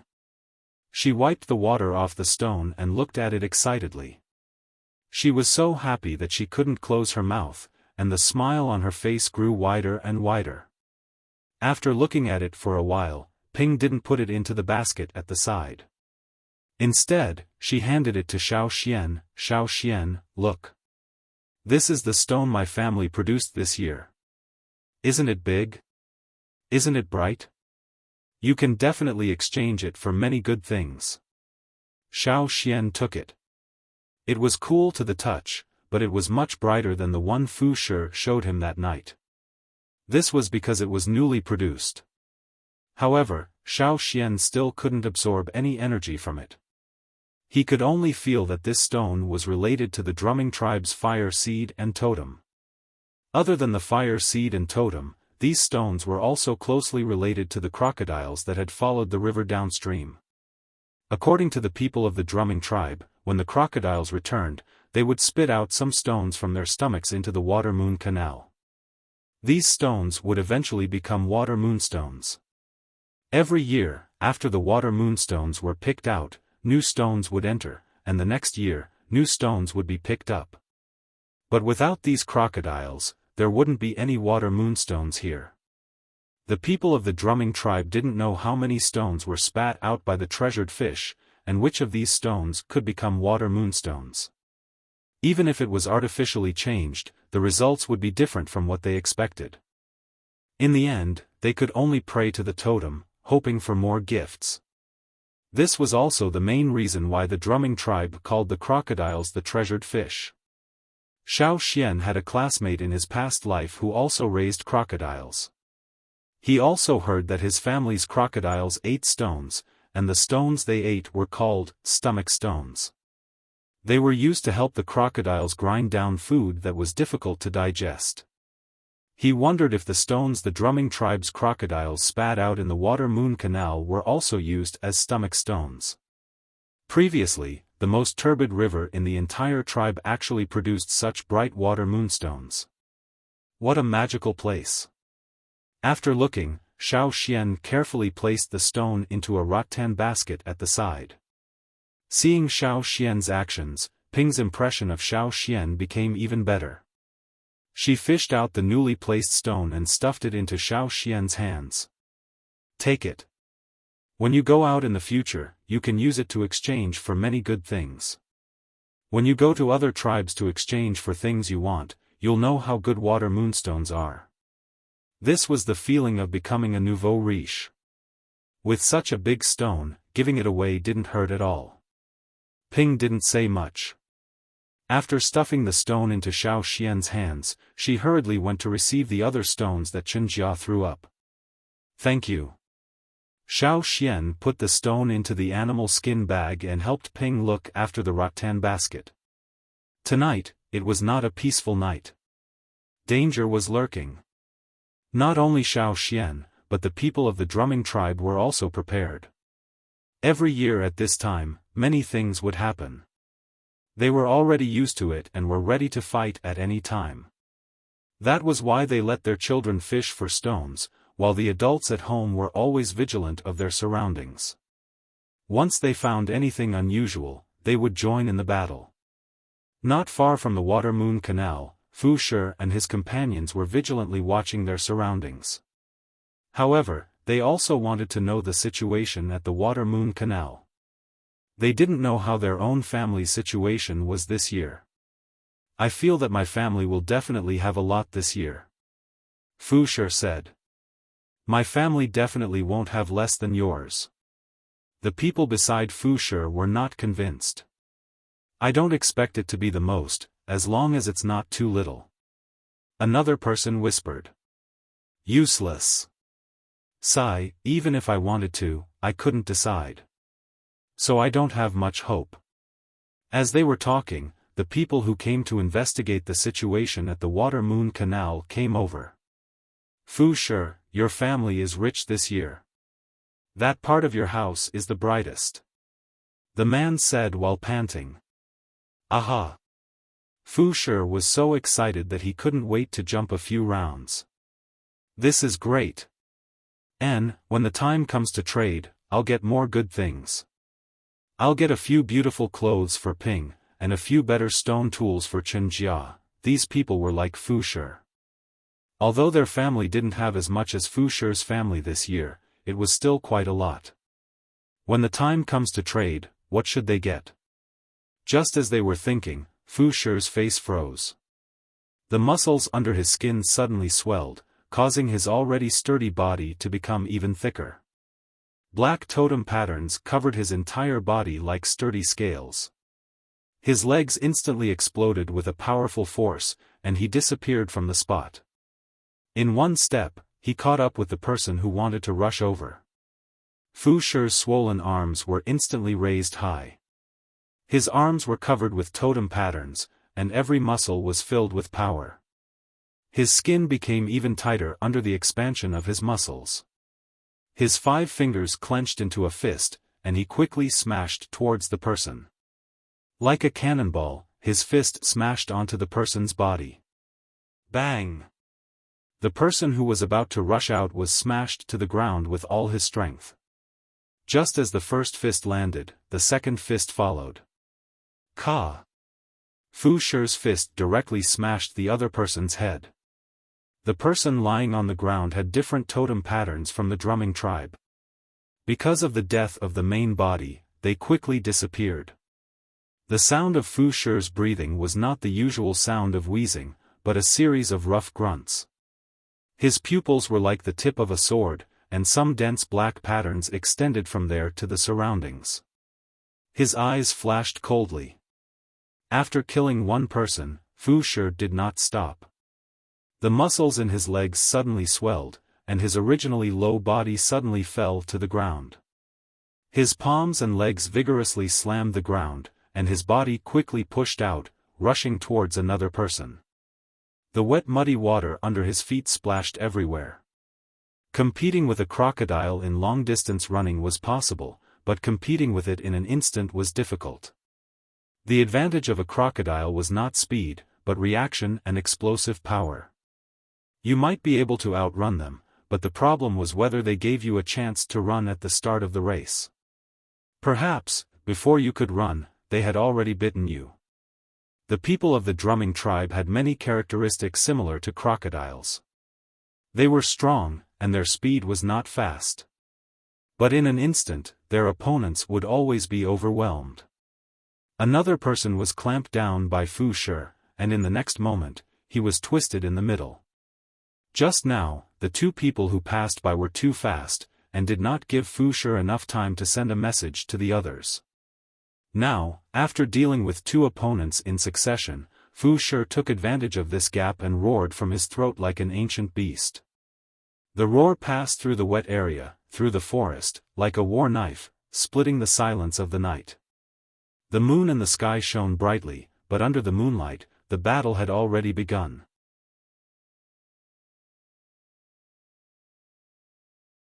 Chapter 160. Fu Shi's roar made everyone understand that tonight's slaughter had already begun. The people guarding the outer perimeter had already started fighting with the invaders. Roars, collisions, and screams filled the air. At the same time, the people on the shore of the Water-Moon Canal also increased their speed. Since the battle on the outer perimeter had begun, the warriors there would naturally be strict defenses. However, no one knew if the defensive line would be broken through. Moreover, this time, the invaders were from the drumming tribe. These people were simply rushing to die, completely crazy. Take advantage of the fact that they haven't arrived yet. Hurry up and get the water moonstones. Saying this, Ping felt that Chen Jia alone was too slow. She looked at the bottom of the river where her family was, and then at the other families. The other families had already sent people to help, but her family only had Chunjia alone. This year, their family had more water moonstones than the others. If this continued, they would definitely take longer to fish. This was not good. Once time passed, the water moonstones would become darker and darker, until they became ordinary stones. So they had to speed up. Looking at Xiaoxian beside her, Ping said, "Xiaoxian, I'll go down with Chunjia to fish for the water moonstones. When the time comes, we'll throw them up. You stay here and catch them." "Okay, no problem." Ping jumped into the water and quickly swam to the bottom of the river, digging for the water moonstones with Chunjia. Some of the water moonstones on the surface of the river had already been thrown ashore by Chunjia, leaving behind some that were partially buried in the mud. Xiaoxian placed the stones thrown by Ping and Chunjia into the rattan basket. Because of the water moonstones inside, the rattan basket emitted a bright white light. However, because the rattan basket was surrounded by a layer of animal skin, the light only shone from the top of the rattan basket, not from the bottom of the basket. Catching the water moonstones thrown ashore and placing them into the rattan basket, Xiaoxian also paid attention to the sounds of fighting in the distance. There seemed to be quite a few people coming. However, because of the robbing and theft of the water moonstones every year, the drumming tribe was well prepared. There shouldn't be any big problems. As the water moonstones were fished out one by one, the light in the water moon canal became darker and darker. About half an hour later, there was basically no light left in the canal. On the shore, there were rattan baskets emitting light. But now, no one was happy because of the water moon stones that they had fished out. Instead, they were very worried. "Looks like we won't be able to defend against it," an older man said. "Someone will always come. Fortunately, we've already fished out the water moon stones. Otherwise, they would have taken advantage of us again," a woman said fiercely. Similar things had happened in the past. The guards at the outer layer might not be able to stop all the intruders, and some of the people who rushed into the tribe would steal the water moonstones that had not been fished out from the water moon channel. The totem patterns on the body of the elder who had spoken earlier appeared. He jumped into the water and swam to the other side of the channel. He lowered his body slightly. He waited for a moment. Then, he took a step forward. His legs instantly exploded with power, leaving deep footprints on the ground. His body suddenly soared into the sky, and rushed out like lightning. The wide animal skin clothes on his body fluttered because of the change in the airflow. A figure quickly came out from the forest. Before he could react, he was hit by a punch, and the bones in his chest cracked. The person who hadn't died was still struggling. But in the next moment, a large hand with sharp claws pressed down on his heart. Pucci. The hand directly penetrated and crushed the intruder's heart. From the moment the elder moved to the moment he killed the intruder, everything happened in a very short time. Although it looked like a simple fight, it was in fact not so. Xiaoxian realized that after killing the intruder, the elder was panting heavily. If they couldn't kill the intruder in an instant, the longer the battle dragged on, the more disadvantageous it would be for them. Other than the moment they started to charge, their speed was slower than the intruder's.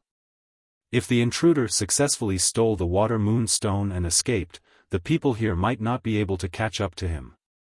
Someone came so quickly. Ping looked worried. In the past few years, there were people who could rush here at this time. But this year, the tribe had made a lot of preparations. There were also many barriers set up outside. Originally, they thought that they could delay for a little longer to give the water moon channel more time to prepare and settle down. But now, it seemed that things were worse than they thought. "Quickly let the children take the water moon stones back," the elder said. Actually, even if he didn't say it, the others could also guess the current situation. Putting the last water moon stone into the rattan basket, Ping wrapped the animal skin around the basket and tied it with a straw rope. The originally dazzling white light was completely blocked. Passing the rattan basket to Chenjia, Ping said, "Quickly take the water moon stones back." Chenjia didn't say anything more. This kind of thing, he had encountered many times since he was young. Mother. Carrying the rattan basket and walking a few steps, Chenjia looked back at Ping and shouted. "Go back. Be smart. You must hide well." Ping exhorted. The surrounding families were in the same situation. They let the children take the water moon stones back, while the adults stood guard here. Ping and the surrounding families were the same. The adults, no matter male or female, would all stand guard here. With the water moon channel as the boundary, this was the second line of defense. After this, it would be the tribe's residence. "I'll stay here to help you," Xiaofan said. "No, Xiaofan, you take Chenjia and the others back. You must be careful to hide well. There will definitely be many people from the drumming tribe coming this time. They won't let go of any opportunity. If someone rushes into the tribe, whether it's the water moon stones or the children, it will be hard to escape. Even if the water moon stones are stolen, don't fight with them. There will be people in the tribe to help. As long as you hide well and wait for the rest of the tribe, it will be fine." With Xiaofan here, she felt more at ease. Chenjia, this brat, was disobedient and liked to run around.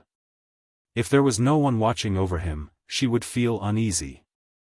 When this matter was over, she would give more water moon stones to Xiaofan as thanks. After these few days, Ping felt that Xiaofan should be a reliable person. Xiaofan thought for a while and nodded, "Okay, I'll go back with Chenjia." The surrounding people and Ping lived very close to each other, so the children of several families went back together. Xiaofan went with them. Carrying a large basket of water moon stones, the group of children's feet were not slow. They were probably used to this kind of thing and did not panic. After returning to their homes, they all went back to their own homes. The place where the water moon stones were hidden was actually in the water. In the room where Fu Shi and Ping slept, Chenjia lifted up a few wooden planks and carefully placed the rattan basket down. Directly below was the pool. The water here was able to submerge the rattan basket. The murky water was able to hide the rattan basket very well. After placing the rattan basket down, Chenjia then remembered that there was an outsider here. He carefully raised his head to take a look, only to find that Xiaofan was not paying attention to him at all. Instead, he was busy at the window. "What are you doing?" Chenjia asked. "Just in case, adding a layer of protection," Xiaofan replied. When Chenjia came over, Xiaofan had already finished dealing with the matter. The windows of the drumming tribe were relatively large. Every bedroom had a large window.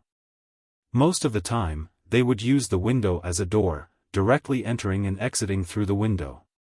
Therefore, after closing the door, the window was the only way in and out.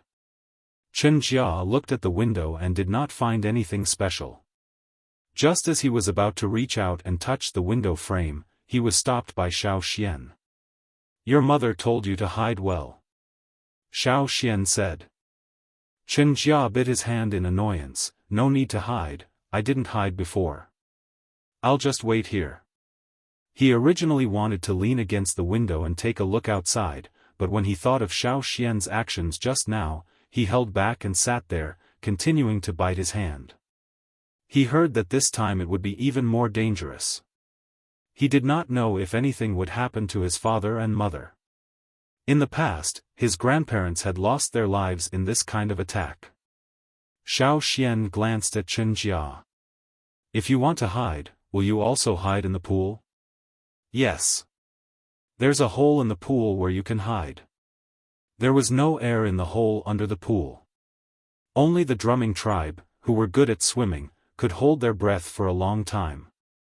Others could not do what they did. Outside, there were small crocodiles calling out. They were from the other pools. Probably because they felt uneasy, they kept calling out. This included the brown-eyed crocodile in Chen Jia's family pool. Xiaofan looked outside and did not see any intruders.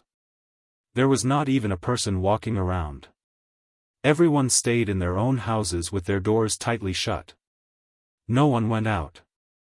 "You wait here, I'll go out and take a look," Xiaofan said. After taking 2 steps, he turned around and said, "Don't touch the window. If you want to hide, you can enter the pool from under the wooden planks. Remember, if anyone comes to call you, don't come out of the window. Stand as far away from the window as possible." "I know," Chen Jia replied. Xiaofan jumped out of the window without touching the frame at all. Compared to the fighting outside the tribe, the residential area was much quieter. Of course, that was on the premise that there were no crocodiles calling out. But because of the crocodiles calling out in the pool, it made people feel more nervous and full of danger. The mute crocodile had already climbed out of the pool and was with the other crocodiles in the pool. Sensing Xiaofan's arrival, it broke away from its small group and headed towards Xiaofan. On the other side, Chen Jia, who was staying in the house, was worried about his parents' situation. Suddenly, he heard someone calling his name from outside. "Chen Jia, are you home?" The voice was very familiar. It sounded like someone from the tribe. At the same time, there was the sound of footsteps coming up the stairs. The wooden planks creaked as they approached step by step. "Who is it?" Chen Jia wanted to jump out of the window to take a look, but he remembered Xiaofan's instructions before he left. He stopped and stood 2 steps away from the window, looking out. A figure heard Chen Jia's voice and walked to the window, looking into the room. It was dressed like a tribesman. His face looked familiar. It was one of the tribe's patrolling warriors. But Chen Jia had a strange feeling.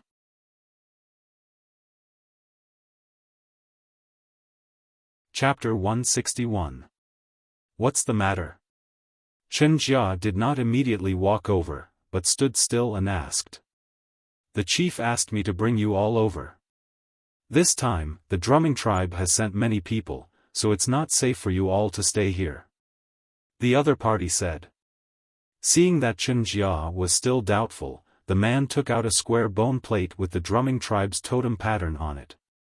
Here, it was equivalent to the chief's command and was a proof. Seeing the bone plate, Chen Jia's heart relaxed slightly. "Then what about my family's water moonstones?" Chen Jia asked again. "Bring them along.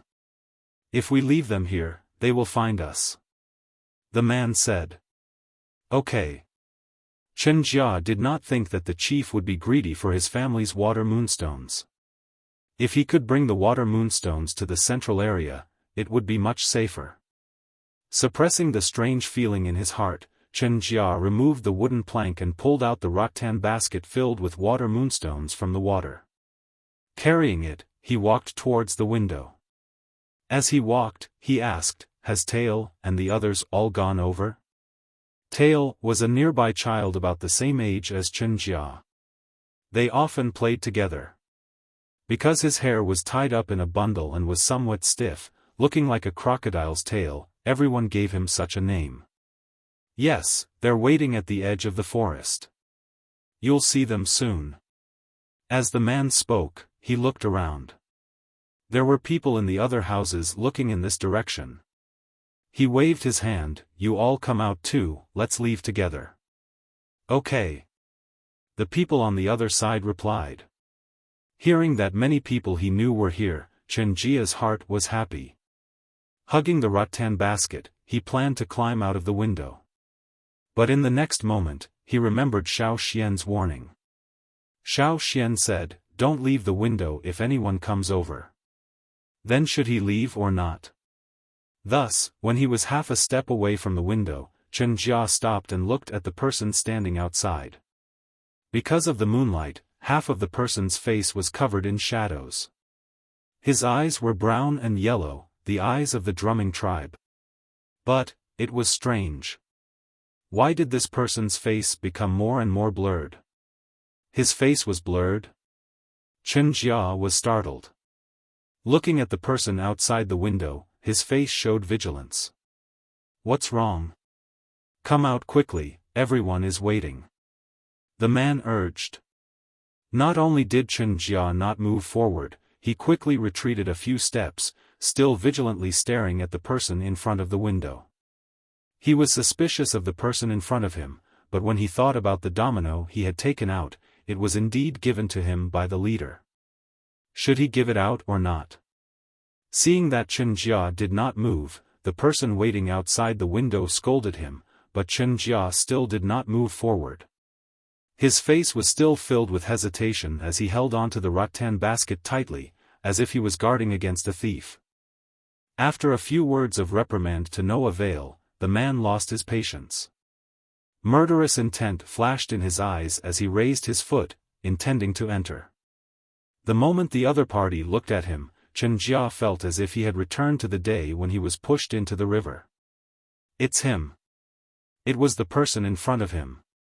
Chen Jia's heart was as cold as ice. He wanted to escape, but he couldn't. Just as he was about to shout and expose this person, he was stunned by the scene in front of him. The other party leaped up and stepped on the windowsill.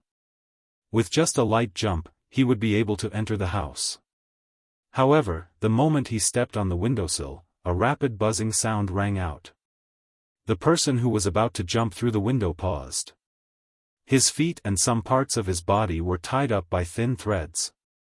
It was these threads that caused his movements to stop for a moment. What's going on? Why is there such a thing at the window? Before he had time to wonder, a stone knife pierced his abdomen from behind. Pooh! Under the moonlight, dark blood dripped from the knife. You, he turned his head, only to find that the person he thought had left was actually standing behind him without a sound. Previously, when he quietly came over, he saw Chen Jia and Xiaofan who entered the house together with Chen Jia. However, he did not know Xiaofan's strength, so he hesitated whether or not he should act according to plan. Xiaofan's departure was exactly what he wanted. Once he saw Xiaofan leave, he came over. He originally thought that Chen Jia, this idiot, would be tricked out quickly, but who would have thought that such a thing would happen? Xiaofan threw the incapacitated person to the side and looked at the dumbstruck Chen Jia in the room. Are you alright? I'm fine, I can now. Chen Jia looked at the window, his mind still replaying the moment just now. In the blink of an eye, that person was tied up. No wonder Xiaofan did not allow him to touch the window. You can now. Xiaofan said. Chen Jia put down the rattan basket, climbed out of the window, and looked at the person who was thrown to the side. Tied up by thin threads and stabbed with a knife, although he was not dead, he was no longer a threat. You knew that someone would come? Chen Jia asked Xiaofan. I guessed. At this time, the people who were excitedly packing up saw the situation in front of them, and were all frightened. What happened? Chen Jia, you killed your own people?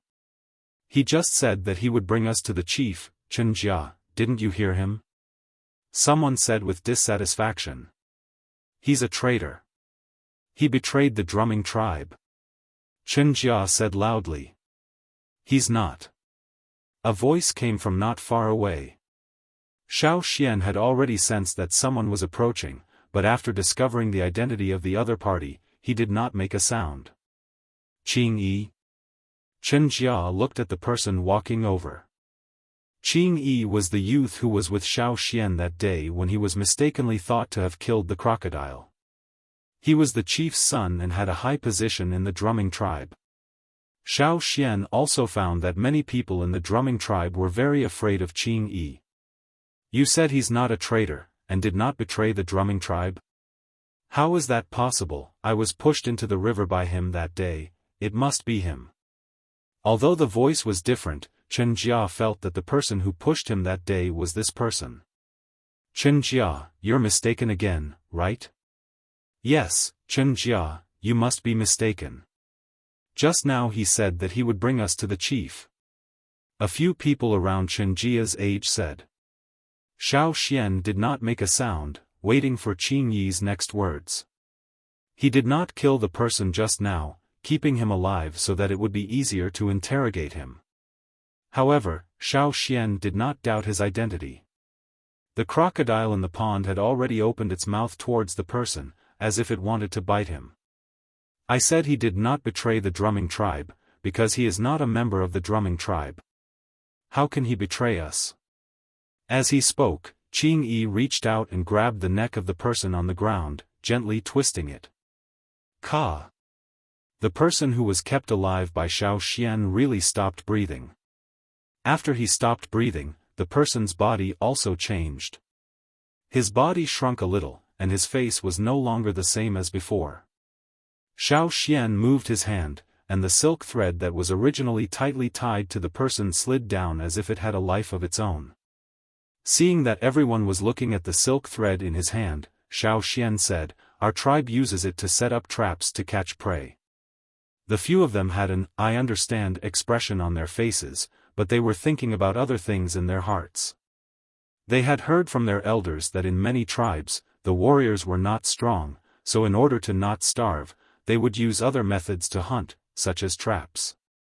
Therefore, including Chen Jia, the children all thought that in Xiaofan's tribe, the warriors must be very weak. Retrieving the silk thread, Xiaofan looked at Qing Yi and asked, "Who is this person?" "I don't know." Knowing that there was a spy, the tribe had indeed made arrangements. However, this place was not in the core area of the tribe, so the people arranged by the tribe had not yet arrived. Qing Yi had chased after a spy here, but he did not expect to encounter such a scene. The chief indeed told the children here to bring the water moonstones over, but the person in charge of notifying this area was me, not him. Qing Yi pointed at the dead person and said. There were already people from the drumming tribe who had entered. They were the best at hiding. They passed through the chaotic battlefield outside and infiltrated into the tribe. They were very skilled at hiding, quietly lurking, and killing at any time. Even the patrolling warriors in the tribe could not detect them all, so there were always areas where they were overlooked.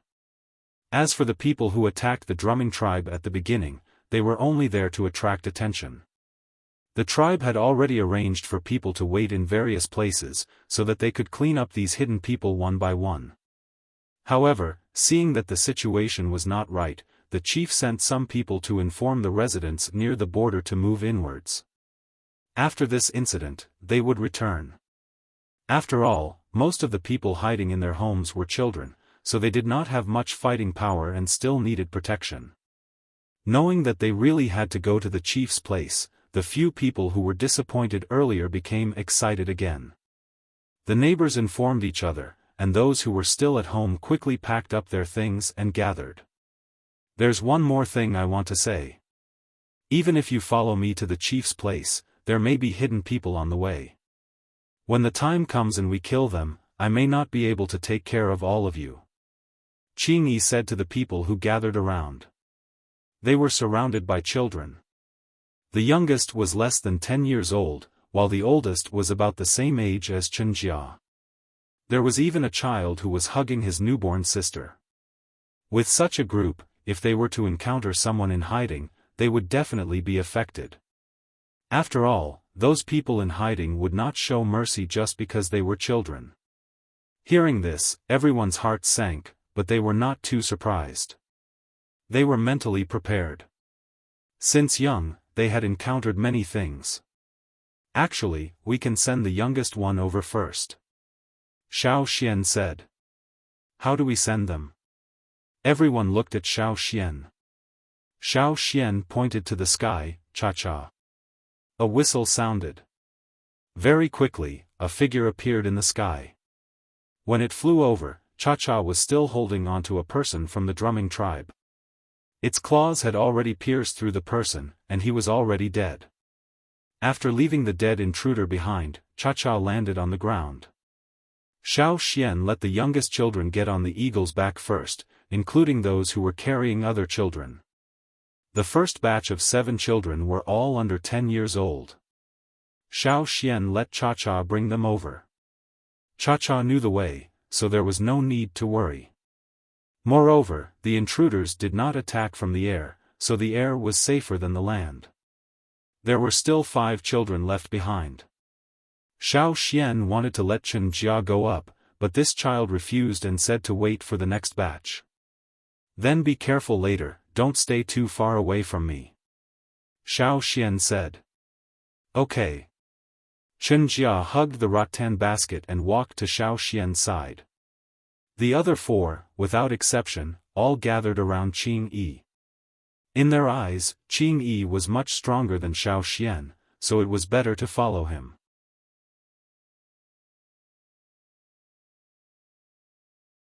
Chapter 162. From Chen Jia's house to the central region, it wasn't too far, but it wasn't too close either.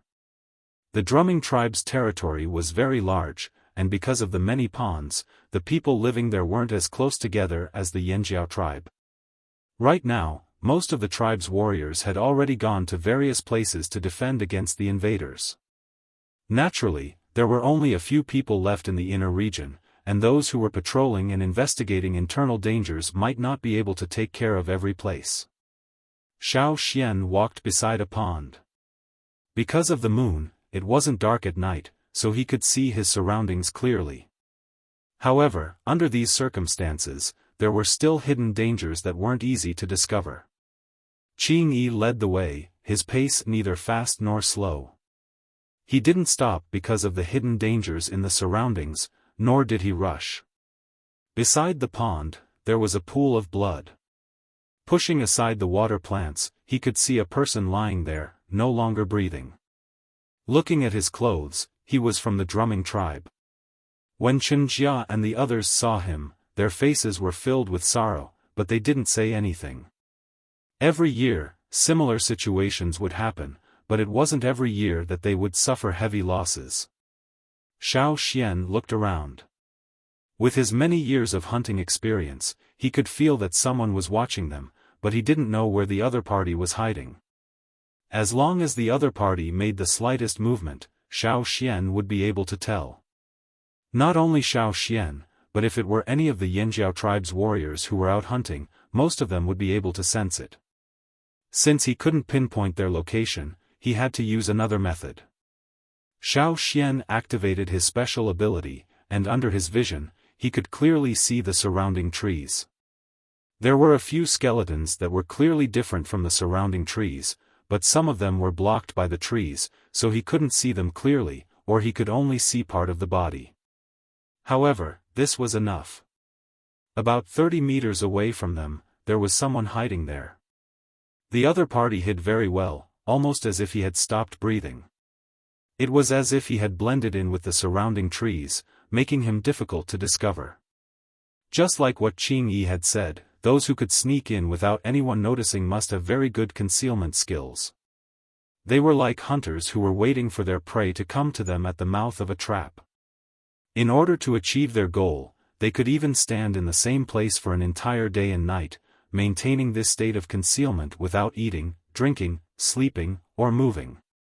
Once they found an opportunity, they would launch a surprise attack in one go, and they would even not hesitate to use suicidal methods to drag their target to death. The drumming tribe's way of doing things made many other tribes wary. Once the drumming tribe was involved, they would enter a state of high alert. Every time they encountered the drumming tribe, there would be a fierce battle. Walking from Chen Jia's house to here, Xiaofan had already seen several corpses. They had been killed without a sound. In the surrounding muddy area or in the grass by the pool, there were some small crocodiles crying. They were very uneasy and anxious for their parents to come back. However, those big guys had to wait for at least one more day, until the day the river rose. Everyone be careful. Xiaofan did not directly point out where the people were hiding. He could see that Qing Yi, who was walking at the front, had already noticed. After all, this was their territory. If he directly pointed out where the people were hiding in the dark, it might actually force them out. Cha-Cha had not returned yet, and there were still 5 children here. It was not easy to deal with them. As they got closer and closer to the people hiding behind the tree, Qing Yi raised his hand and signaled the 4 people behind him to retreat. At the same time, Xiaofan also pulled Chen Jia, who was beside him, in another direction. Qing Yi had just taken a step forward when a figure suddenly rushed out from behind the tree. His eyes were fierce and cold. It was not the emotionless coldness of the drumming tribe, but a kind of coldness that was filled with bloodlust. This was a very dangerous tribe. Xiaofan had already blacklisted the drumming tribe. When the time came, if the Yanjiao tribe could smoothly come over and return to their homeland, they had to be on guard against the drumming tribe. The person who suddenly rushed out had fine scale-like patterns all over his body. He emitted a dangerous aura, instantly causing Chen Jia and the others' hair to stand on end. The moment the other party rushed out, Xiaofan discovered that Qing Yi's arms suddenly expanded, emitting a ka-ka sound.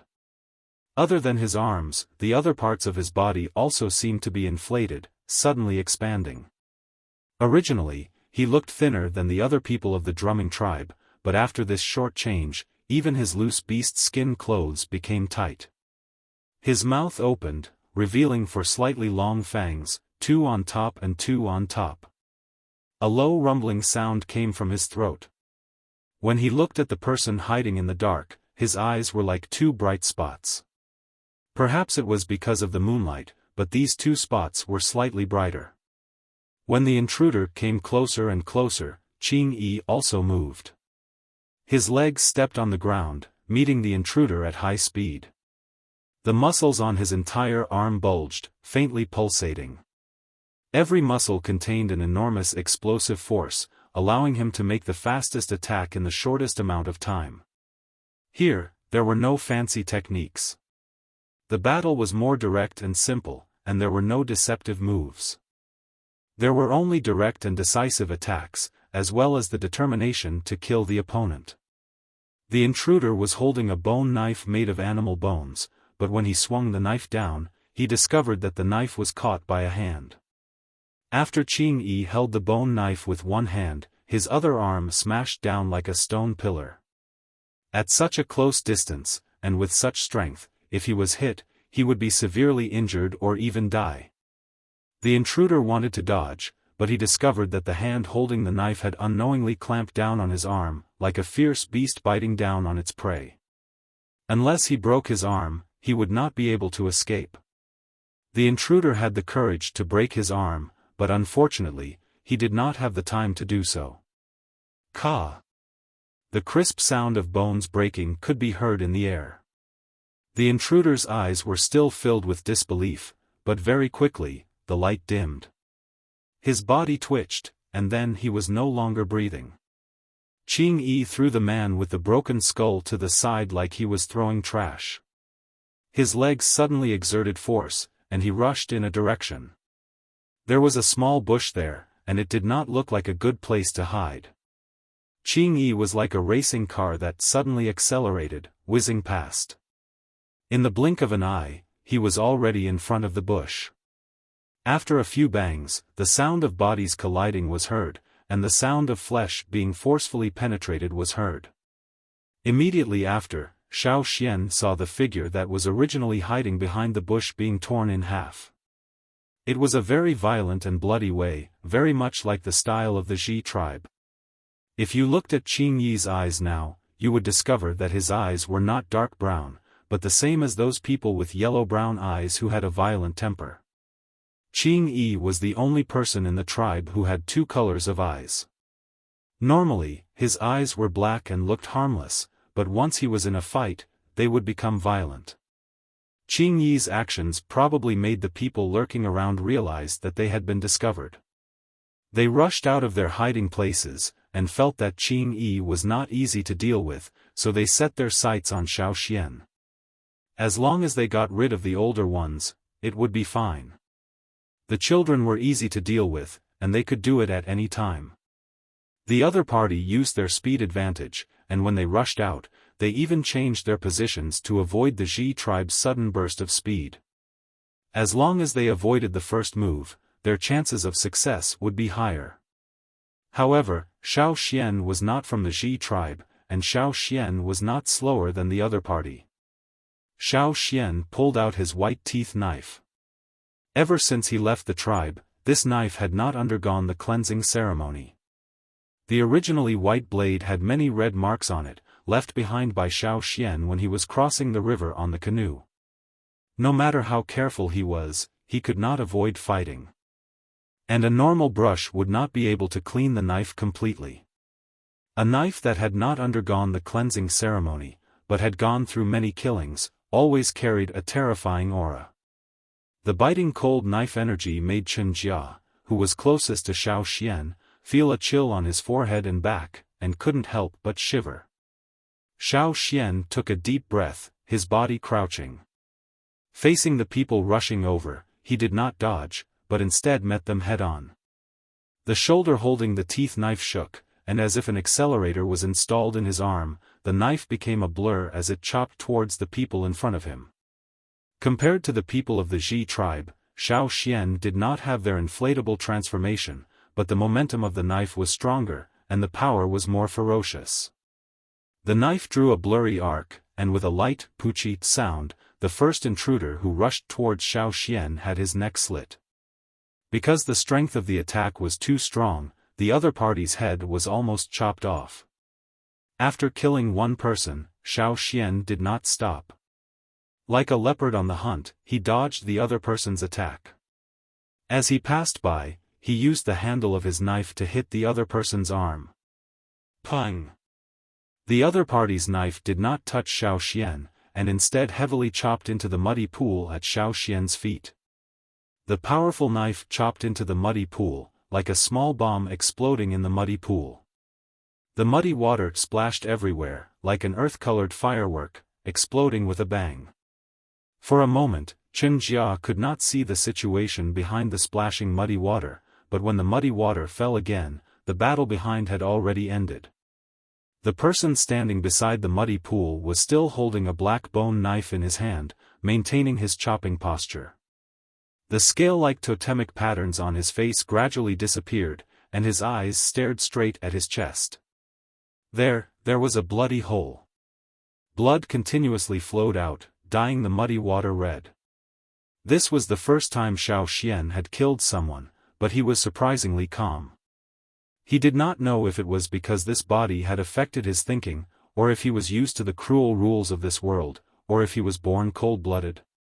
Swinging his arm to shake off the blood on his knife, Xiaoxian scanned his surroundings. There were still people coming this way, coming from the outside. He did not know if they were trying to force their way in, or if they were trying to sneak in. No matter what, this was not a place to stay for long. He had to hurry and send the children to the chief. A shadow flashed across the sky. Xiaoxian was delighted. If he could send the 5 children over now, things would be much easier.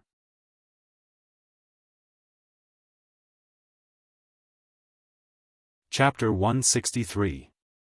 After Cha-Cha successfully sent the children to the chief's side, it rushed towards Xiaoxian's side. However, this time, it was attacked from the ground. There were always people hiding in the forest throwing sharp spears and stone knives at it.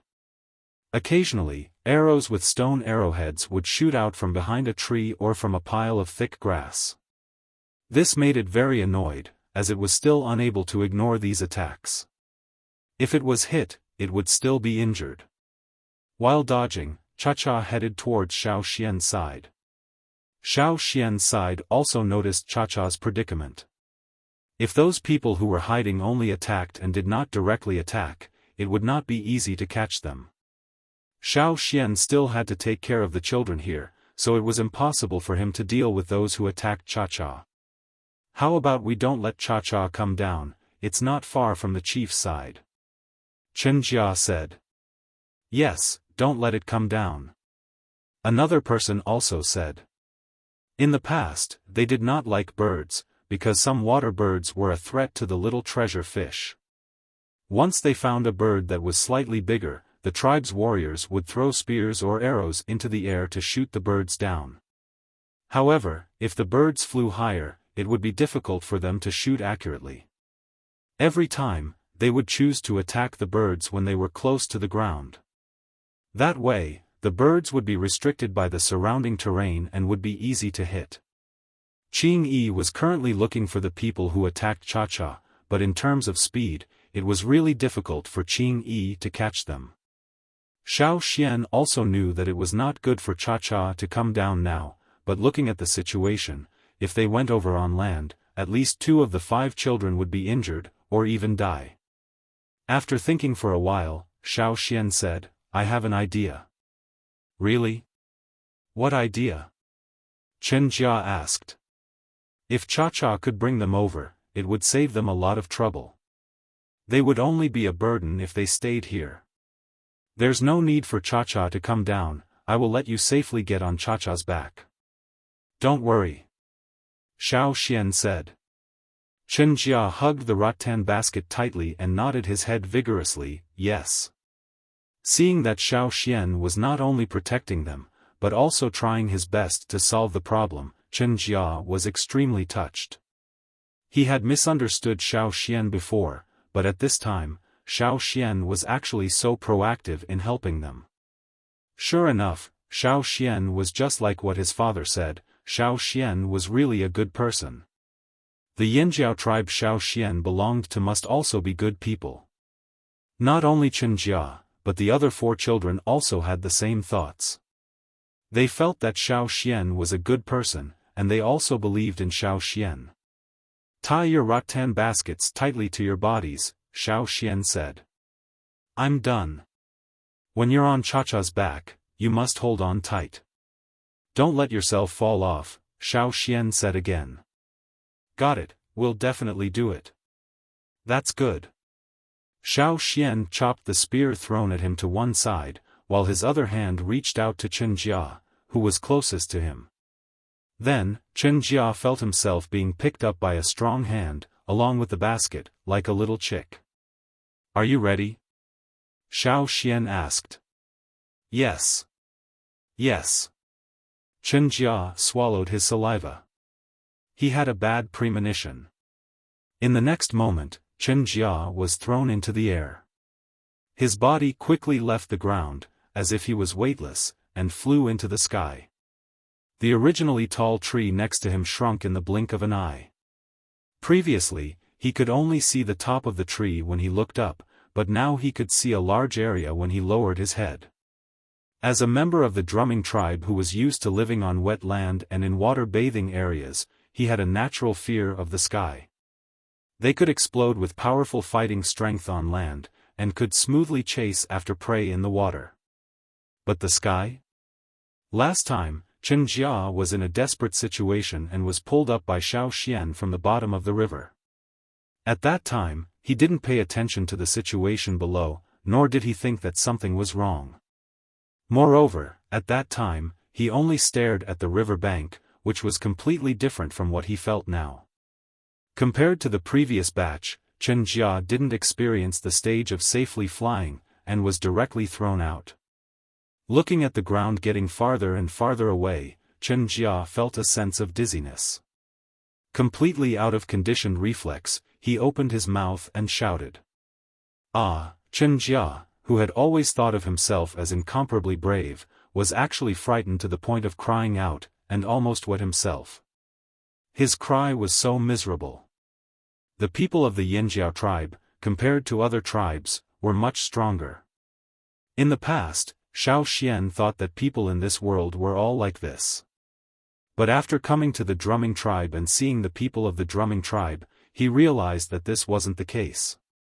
Therefore, the people of the drumming tribe, who always thought that they were strong and powerful, would never have thought that Xiaofan would casually throw Chen Jia and the basket of water moonstones into the air. When Cha-Cha was young, he had played a similar game with Cha-Cha. The difference was that this time, it wasn't stones or animal skin bags that were thrown out, but people. Of course, to Cha-Cha, there wasn't much of a difference between the two games. The only difference was that this time, it used its back to catch them, and not its claws. At first, Chen Jia didn't react. After landing on Cha-Cha's back, he didn't even have time to grab onto Cha-Cha's feathers before he rolled down from Cha-Cha's back. When Cha-Cha caught him again, he remembered that Xiaofan had told them to hold on tightly to the bird's back. In order to not fall to his death, Chen Jia quickly grabbed onto Cha-Cha's feathers. Because he used too much strength, he almost pulled out all the feathers. Cha-Cha was so angry that it let out a loud cry, thinking that when the time came, it would catch this group of people and throw them around for fun. Seeing that Chen Jia was safely on Cha-Cha's back, Xiaofan tilted his head and looked at the other 4 children. The 4 people who were standing in the same place with sluggish expressions noticed Xiaofan's gaze and simultaneously took a step back. "Either you get killed, or come here," Xiaofan said. The 4 of them were still somewhat hesitant. "Can you guys be more cowardly than Chen Jia?" Xiaofan said provokingly. Finally, one of the children clenched his teeth and braced himself as he walked towards Xiaofan. Thus, the second person who screamed was heard. Then a third, a fourth, until the 5th child was thrown into the air by Xiaofan and caught by Cha-Cha. Only then was this matter considered a complete success. As long as it was a success, it didn't matter how it was done. After the 5 children were taken away by Cha-Cha, Xiaofan and Qing Yi's burden was greatly reduced. While heading towards the chief's side, they also cleaned up the hidden people. Along the way, they met a group of drumming tribe warriors who were responsible for finding and cleaning up the hidden people. After Qing Yi told them about what he saw, they separated. Qing Yi brought Xiaofan to the core area of the drumming tribe, which was also the place Xiaofan went to on his first day here. There were already quite a few people brought here, most of them were young children and old people. After completing this task, Qing Yi followed another group to patrol the tribe, continuing to clean up the hidden enemies. Xiaofan was called over by the shaman. After all, Xiaofan wasn't a member of the drumming tribe, and the shaman had the intention of having a good relationship with the Yanjiao tribe, so he couldn't let Xiaofan participate in the battle. Xiaofan had already helped enough. This was a battle that belonged to the drumming tribe, so there was no need to involve others. Since he couldn't participate in the battle, Xiaofan helped treat the injured. He still had some prepared medicine in his animal skin bag, which he boiled for the injured to drink. For this, the people of the drumming tribe were very grateful to Xiaofan. The shaman also promised that if the Yanjiao tribe needed help one day, they would do their best to help. This was what Xiaofan wanted. Helping the drumming tribe was also helping the Yanjiao tribe. With the drumming tribe here, the Yanjiao tribe would have an easier time coming over. This battle, from the night when the 2 moons overlapped, to the next day when the moon disappeared and the sun reappeared, it still didn't stop. Unlike the Yanjiao people who were relaxed today, the people of the drumming tribe were still fighting hard. There were many corpses in the tribe, some from the drumming tribe, and some from the drumming tribe. Especially in the outer area, many pools were dyed red. Broken limbs and pieces of flesh could be seen everywhere. Fortunately, the drumming tribe had the advantage in numbers, and this was their own territory, so they were well prepared and had the upper hand. A day passed, and the sun set. The battle gradually cooled down. In the sky, the 2 moons were separating. In the woods and around the pools, there were still some people of the drumming tribe. They were getting more and more anxious and wanted to run, but they were blocked by the people outside. This time, the drumming tribe was determined to keep these people here to comfort their comrades who had died in this battle. Xiaofan, who had just helped carry the injured, came out of the house and saw the shaman standing in the open space, looking in a direction in a daze. That was the direction of the river. And the shaman's face gradually showed a trace of a smile. At the same time, Xiaofan felt the ground under his feet shake, and the pool around him rippled. The shaking became more and more violent, and the familiar sound of thousands of horses galloping came from afar. The air humidity increased, and the water vapor increased. The wind began to blow fiercely, as if it was going to blow off the roof. Some of the wooden planks in the house were swept away, but no one cared about that. Everyone in the drumming tribe had a happy expression on their faces. Those emotionless eyes were now shining with tears. The rumbling sound, the violent shaking of the ground, and the water vapor in the air all meant that the disappeared river was about to rise again. Wu, the return of the kings of the river, announced the arrival of changes. The creatures that left during the rainy season all came back with the river. When the kings of the river swam deeper into the river, everything gradually calmed down. A huge claw stepped on the riverbank, and a huge body that was over 10 meters long emerged from the water. A rumbling sound came from its big mouth, like rolling thunder. At the same time, it looked around, probably sensing the abnormal factors in the surrounding environment. Soon, it seemed to have found something that made it very angry. A roar came from the river bank, spreading far away. Around it, there were many of its companions. Like it, its huge body quickly entered the tributary. In the tributary that was expanding due to the rise of the river, a group of big guys was quickly approaching the tribe. They were responsible for cleaning up the battlefield.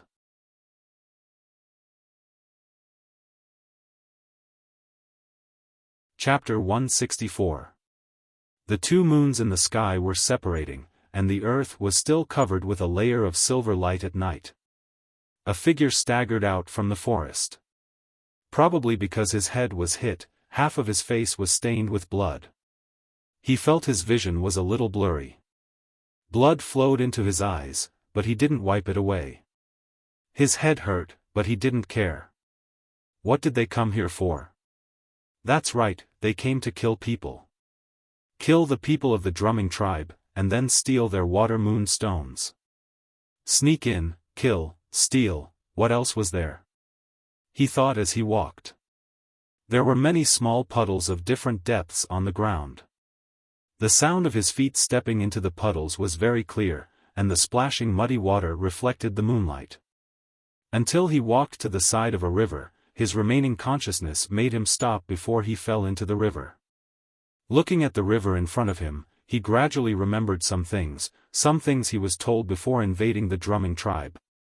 When the river rises, you have to evacuate quickly.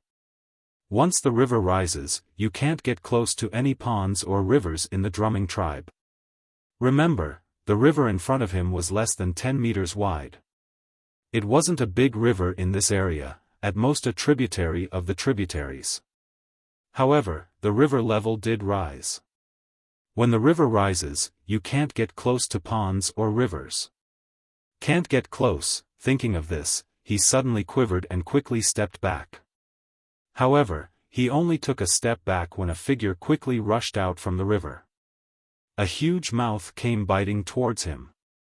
The mouth was covered in hard scales, and the huge jaw had thick, cone-shaped teeth that made people shudder. There seemed to be some meat residue between the teeth, and there was also the smell of blood that had not yet dissipated. This was the last thing he saw.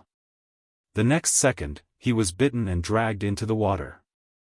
The conical teeth instantly pierced his internal organs. Before he was dragged into the water, he was already bitten to death. In the river, there were other crocodiles gathering here. They bit the food, rolled around, cut the food into pieces, and then swallowed it clean. In the drumming tribe, similar things happened in many places. Those who stayed in the drumming tribe were lucky enough to escape with their lives, but those who ran slower would be killed by the drumming tribe and the adult crocodiles. In the end, they would become the crocodiles' food. The corpses left behind from the previous battle were gradually decreasing. However, the ones who were decreasing were the people of the drumming tribe. These outsiders had become food for the returning crocodiles. The small crocodiles that had been crying for a few days now stopped. Some even crawled into the water and went to other places to clean up the trash with the big crocodiles. To the drumming tribe, these crocodiles were treasured fish, but to the others, they were a nightmare. Xiaofan stood there and watched the crocodiles pass by. These crocodiles that came back from the river, the big ones were more than 10 meters tall, and the small ones were no less than 3 meters. Some swam to other places in the river, and some walked directly through the wetland. Although their walking speed was not fast, they looked murderous. Their eyes were similar to those of the drumming tribe. When these crocodiles that had disappeared for a while returned, the people of the drumming tribe were very excited. This meant that this year's war would end. In the drumming tribe's territory, the best guards were actually these crocodiles. These crocodiles wouldn't harm the people of the drumming tribe. Even if they were no longer breathing, they wouldn't bite them. However, the other tribes didn't have such good treatment. They were completely treated as food and eaten in a very cruel way. As an outsider, Xiaofan naturally did not dare to run around at this time. He stood together with the people of the drumming tribe. A few steps away, the shaman of the drumming tribe stood. A crocodile that was more than 15 meters long passed by Xiaofan. It probably noticed that Xiaofan was different, so it approached and opened its mouth towards Xiaofan. A low growl came from its throat. It was suspecting Xiaofan's identity.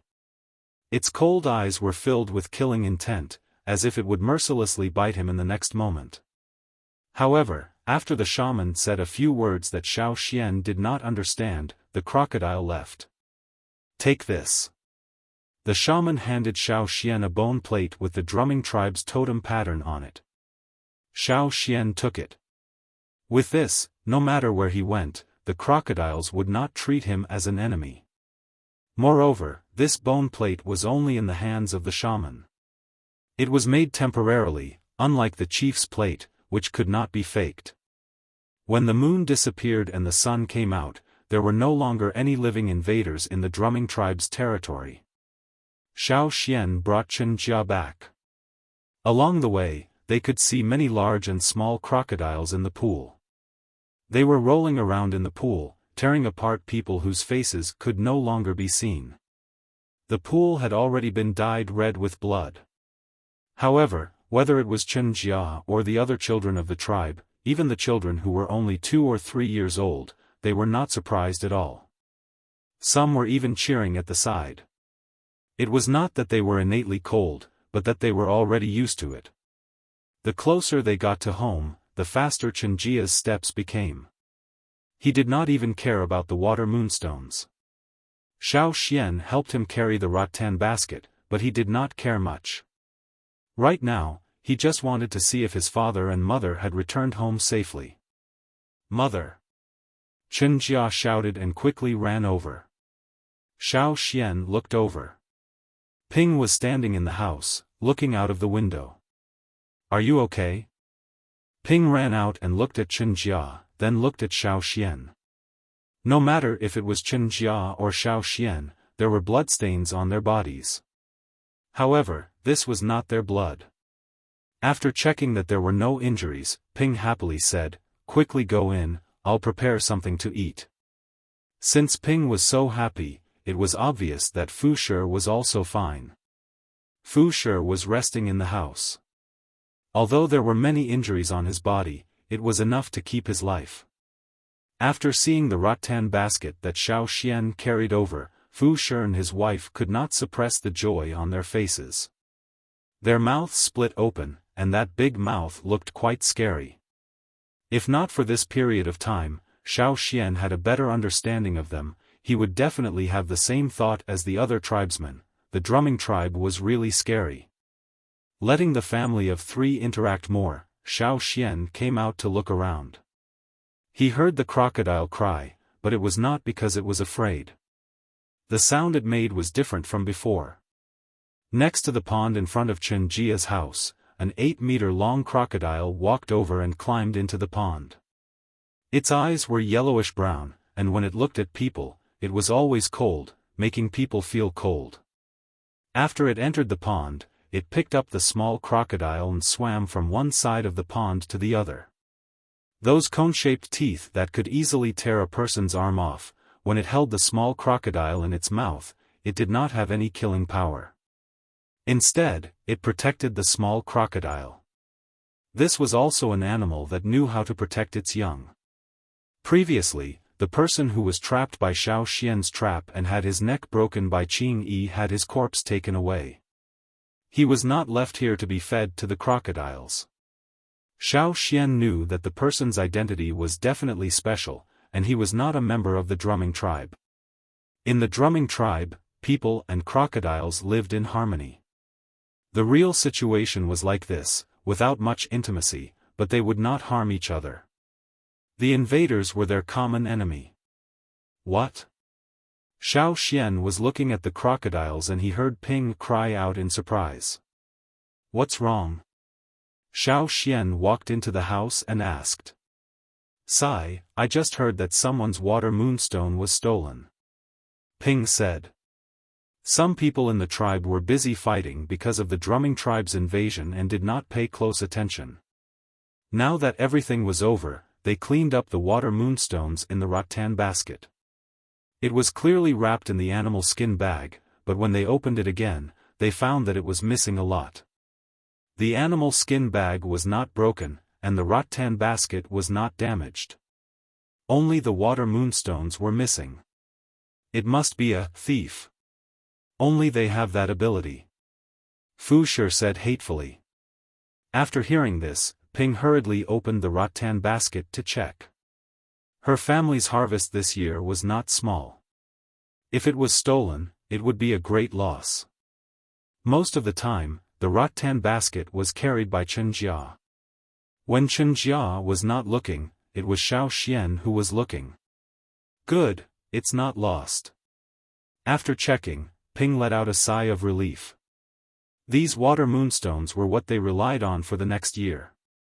Oh right. Ping originally wanted to wrap the water moonstones again, but when she saw Xiaofan next to her, she remembered. She took out some water moonstones from the rattan basket and put them into another animal skin bag. Then she handed it to Xiaofan. Thank you, Xiaofan. Many people in the drumming tribe were not good with words. Fu Shi also seemed to want to say something, but in the end, he could only scratch his head and swallow his words. He did not know how to thank Xiaofan, but when he thought of the advice given by the other tribes during the trade, he tried to show the most sincere smile. Thus, when he looked at Xiaofan, his mouth was wide open. Xiaofan, retracting his gaze from the other side, Xiaofan pushed the animal skin bag. I don't need so much. Xiaofan found that Ping took out at least 1/5 of the water moonstones. Don't look down on this 1/5, this was money that could be exchanged for a lot of things. Take it. Ping stuffed the animal skin bag into Xiaofan's hands and said, after this matter is over, we will start the trade. When the time comes, you can go out with Fu Shi, you will need it. It's your first time out, so there are a lot of things you don't understand. Seeing that he could not refuse, Xiaofan took the animal skin bag. Moreover, if he went out to trade, he would need it. Where do we usually go to trade? Other tribes? Xiaofan asked. For small trades, sometimes we go to the Luo tribe, sometimes to the Pu tribe, and other tribes. However, for big trades, we have to go to the trading ground. Ping explained. Fu Shi understood this better. Every time their family went out to trade, he was the one in charge. The closest tribe to our tribe is the Pu tribe. This time, we will most likely go there. The people of the Pu tribe have a lot of good things in their hands.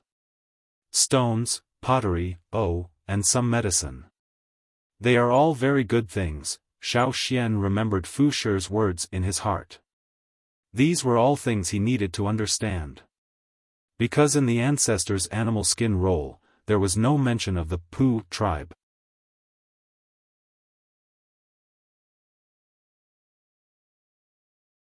Chapter 165. After the end of the war, the drumming tribe returned to normal. The tribe held a ceremony for the dead warriors, but Xiaofan wasn't from the drumming tribe and couldn't participate in the ceremony, so he didn't see the fire seed of the drumming tribe. That day, he stayed at Chenjia's house and felt the energy of the fire seed. It was different from the energy of the Yanjiao tribe's fire seed. This energy was much stronger. This was probably what the shaman said about the difference between a complete totem and an incomplete totem. The energy of the Yanjiao tribe's fire seed gave people a warm feeling, but the drumming tribe's fire seed gave people a slightly cool feeling. It wasn't cold, but it was slightly cooler than the Yanjiao tribe's fire seed.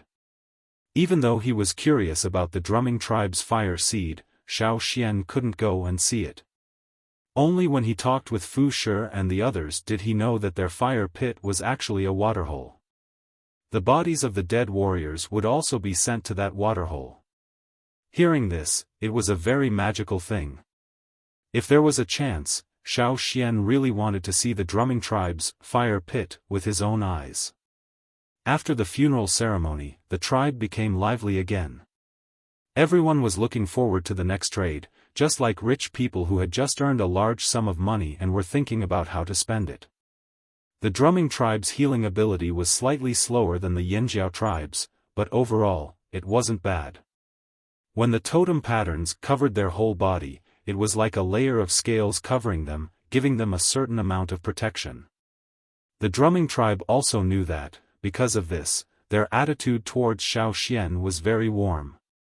When they heard that Xiaofan was going to go out with the trading team, they all imparted their experiences to Xiaofan, telling him how to choose, how to trade, what the price of each item was, etc. The young ladies of the drumming tribe, who looked cold but were actually passionate, often ran to Xiaofan's side and showed their brightest smiles. Every time he faced this kind of enthusiasm, Xiaofan's face froze. On the other hand, the men of the drumming tribe were all infatuated with the passionate girls. Sure enough, different tribes had different aesthetic standards. Due to the return of a large number of adult crocodiles, the Cha-Cha viewed the wetlands as a dangerous place. If they could land on a tree, they would definitely not land on the ground. Finally, the day of the trading team's departure arrived. Xiaofan took the water moon stone that Ping gave him and left with Cha-Cha. "Xiaofan, you must come to our tribe to play again," Ping said to Xiaofan. "Alright, I'll definitely come back." The drumming tribe and the Pu tribe were not close. According to Xiaofan's understanding, the drumming tribe was located in a remote area. The distribution of tribes here was relatively sparse. Just look at the territory of the drumming tribe. Towards the Pu tribe, they did not walk step by step on the ground, but through the water. On the outskirts of the drumming tribe, there was a river that was more than 10 meters wide. Through this river, the people of the drumming tribe could reach the Pu tribe. The drumming tribe did not have boats. They could make bamboo rafts and wooden rafts. On the few tributaries here, bamboo rafts and wooden rafts could successfully float. However, the people of the drumming tribe did not use them because they had better boats. One after another, crocodiles hung on the water surface. Some only revealed half of their heads, only their eyes and noses could be seen. The crocodiles often hid in the water like this to maintain their concealment. But there were also some that revealed more of their heads. You could clearly see the scales and patterns on their backs. As the leader of the trading team, after receiving the shaman's blessing, Qing Yi jumped into the river and landed on the back of a crocodile. The crocodiles lined up together like a pontoon, allowing Qing Yi to walk freely on them. The others followed Qing Yi and jumped into the river one by one, then stood on the backs of the crocodiles. Fu Shi carried an empty rattan basket on his back and touched the animal skin bag with the water moonstones. He said to Xiaofan, "Let's go." Xiaofan did not let Cha-Cha lead the way. He wanted to be with the people of the drumming tribe and learn more about the Pu tribe. Fu Shi said a lot of things that were not specific. Xiaofan could learn more from the conversations of the others. The drumming tribe had thousands of people. Not everyone would participate in this trade. Some temporarily did not need to buy anything, some asked others to help them bring something back, and some waited for their companions to bring something back. Then they would use the water moonstones to exchange for it. After counting the people in the trading team, Qingyi waved his hand, "Let's go." The crocodiles floating on the water swung their tails and began to move forward along the river. Just as they started moving, Xiaofan heard a cry from behind. Turning his head to look, he saw a crocodile floating on the river where the sending-off team was. Beside it, there was a small crocodile with dark brown eyes. Many people could not hear its cry, so when Xiaofan turned his head to look, Wuxia was puzzled. After seeing the small crocodile, Wuxia grinned, "It's sending us off." Turning his head back, Xiaofan signaled to Cha-Cha in the air to follow. A trading team of more than 200 people, accompanied by more than 100 crocodiles. Although this team did not look like a lot, it was very strange. After all, these crocodiles were not real boats. They would not always stay above the water surface. Sometimes they would even sink a little. The people standing on their backs would have their legs in the water. However, the people of the drumming tribe did not feel uncomfortable. After all, they were also close to the water. Xiaofan looked at the duckweeds on the water surface. These green plants hid the figures under the water. If one looked at the trading team from the land, it would be like a boat moving on its own. Only the ripples on the water would tell others that there were other creatures under the water. There were other fish in the river, even some dangerous ones. However, with this group of crocodiles, these fish all retreated and ran away. Sometimes they could even see some aquatic animals, as well as other animals playing in the water. Those that should be avoided were avoided, and those that did not need to be avoided were directly passed. These animals would naturally avoid them. Feeling a little itchy on his feet, Xiaofan moved the spear in his hand. With a splash, a finger-long worm was lifted up by the spearhead. It was a worm with a mouth like a suction cup. Its body was reddish-brown with some fine earthy yellow patterns. Its stomach was slightly bulging. "Be careful, these worms suck blood," Wuxia, who was standing in front, said. Xiaofan acted as soon as he sensed it. This worm did not suck Xiaofan's blood, but he did not know who in the group it belonged to. It seemed that in the river, there were not many big threats, but many small troubles. The river passed through a wetland and came to a mountain ridge. It passed by many towering mountains. For the drumming tribe, these mountains were high enough, but in Xiaofan's eyes, these mountains were far from the hunting ground and the mountain range near Eagle Mountain. Half a day later, Xiaofan's vision darkened. The group passed through a narrow channel between two cliffs. Here, the cliffs on both sides blocked most of the light. Only a narrow opening at the top allowed them to see the sky. This narrow channel was especially quiet. The sound of the crocodile's tail swishing could be heard clearly. "After this, we'll reach it," Wuxia said. The light in front of them was getting closer. When the group came out of the narrow channel, what they saw was completely different from before. In their field of vision, there were large lotus leaves. "From here on, it's the Pu tribe's territory," Wuxia said. Xiaofan was about to ask more when he sensed that there was something in the water quickly approaching them. It stopped when it reached the edge of the lotus leaves. The large lotus leaves covered the figure underwater. "Gua!"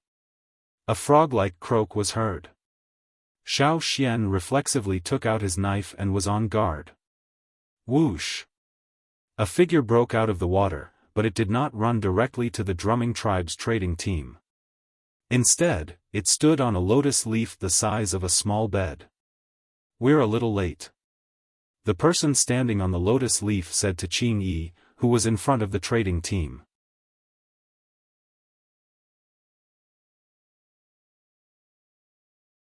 Chapter 166. Xiaofan looked at the man on the lotus leaf.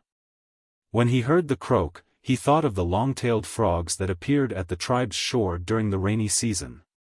That was why he immediately pulled out his knife. The man on the lotus leaf was the Pu tribe's border patrol. He was familiar with the drumming tribe's people who often came here to trade. He was also familiar with Qing Yi. Hearing the other party's words, Qing Yi helplessly said, "The trouble this time is bigger." Other than the drumming tribe's people, there were also people from other tribes involved, but Qing Yi didn't say this. He wouldn't easily tell others. The man on the lotus leaf nodded. He also received the news that the invaders came from the drumming tribe. Qing Yi and the others needed more time to recuperate after the battle, so they naturally came later. His gaze swept over the drumming tribe's team, stopping on Xiaofan. Who is he? The drumming tribe's people's characteristics were very obvious. He didn't need to look too much to recognize the person who was obviously different from the others. A guest from the drumming tribe, from the Yanjiao tribe. His name is Xiaofan. Qing Yi introduced. The person standing on the lotus leaf narrowed his eyes and scanned Xiaofan's body, as if trying to determine if this stranger was a threat. As for the Yanjiao tribe, it was probably an unknown small tribe. There were too many small tribes in this world, so they didn't need to remember them one by one. However, for a guest from the drumming tribe, they still had to give some face. After all, the drumming tribe's people were very rich. Especially after the 2 moons, it was the harvest season for the drumming tribe. There were baskets of water moonstones. For such a wealthy trader, the Pu tribe welcomed him very much. "Let's go, everyone has been waiting for a long time." The man on the lotus leaf jumped back a few steps to another lotus leaf. His cheeks puffed up like a frog, making a croak sound.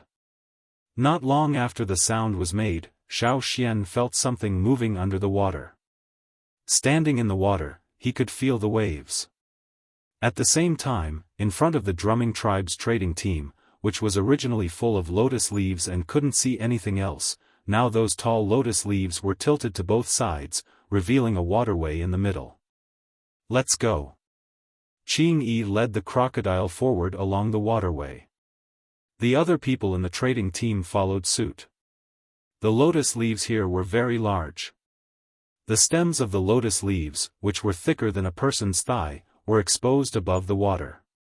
The green stems of the lotus leaves were covered with thorns.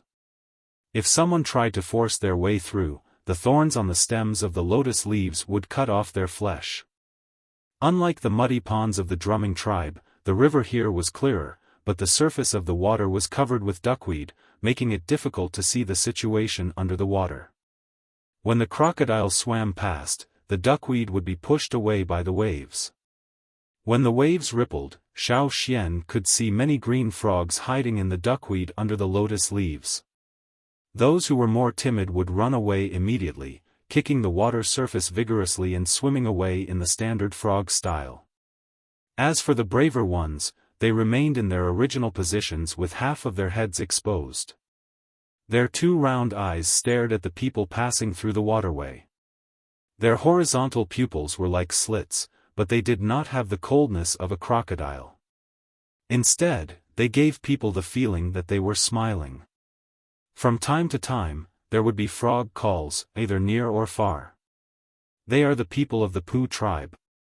The one who talked to Qing Yi is called Pu Yi. He is in charge of the border patrol and defense of the Pu tribe. Fu Shi said to Xiaofan. Pu Yi jumped on a lotus leaf not far away. He wasn't wearing any beast skin clothes, so the drawings on his body were exposed. They weren't totem patterns, but patterns drawn with a special pigment. They wouldn't be washed off by water. At the same time, when Pu Yi and Qing Yi were talking, Xiaofan also noticed that Pu Yi had some drawings around his eyes. These were the preferences of the Pu tribe. People with different preferences would draw different patterns around their eyes. This was the custom of the Pu tribe, passed down from their ancestors. Puyi jumped from one lotus leaf to another. Sometimes because of his jump, the dew on the lotus leaf would flow down with the tilt of the lotus leaf, falling into the water and making a dripping sound. Under the water, there were many warriors like Puyi who were in charge of border patrol. They pulled the lotus leaves to both sides, opening up a waterway. No matter if it was the people of the Pu tribe or the drumming tribe, they were all excellent swimmers. Following the waterway opened up by the Pu tribe, the trading team moved forward. As they continued to move forward, Xiaofan could feel the temperature gradually rising. There was no longer the cold of the mountains, but it became warm and humid. If you stood at a high place, you could see everything green. Green lotus leaves, green duckweed, and dense green forests on both sides of the river. The frog calls around them became more and more frequent, proving that there were more and more frogs around. Fortunately, Xiaofan did not find any long-tailed giant frogs in the river. The totem of the Pu tribe was a frog. This also proved that they had a close relationship with frogs. Here, anyone who killed frogs for no reason would be punished by the Pu tribe. The Cha-Cha did not enter the territory of the Pu tribe. Instead, they wandered around the border. Without the permission of the Pu tribe, they would be attacked as invaders. The people of the Pu tribe were good at using poison. Following the waterway for a while, Xiaofan heard people cheering. They are here. Quick! The people of the drumming tribe are here. Father, the trading team is here. Quickly take out the things. Some of the voices came from the shore, while others came from the lotus leaves above. Looking from the water surface, on the big umbrella-like lotus leaves, one could see a moving shadow. You are still very popular. Xiaofan said to Fu Shi. Of course, we often come to trade with them. We all know each other and have a good relationship. Fu Shi rarely heard people say that his tribe was popular. He felt very happy. Only Qing Yi and a few others' faces twitched. Of course they were popular. They were the important customers of the Pu tribe. Without the drumming tribe, most of the people of the Pu tribe would immediately live in poverty. Following the opened waterway, the team turned a corner. In front of them was the riverbank. On the riverbank, there were already many people of the Pu tribe waiting.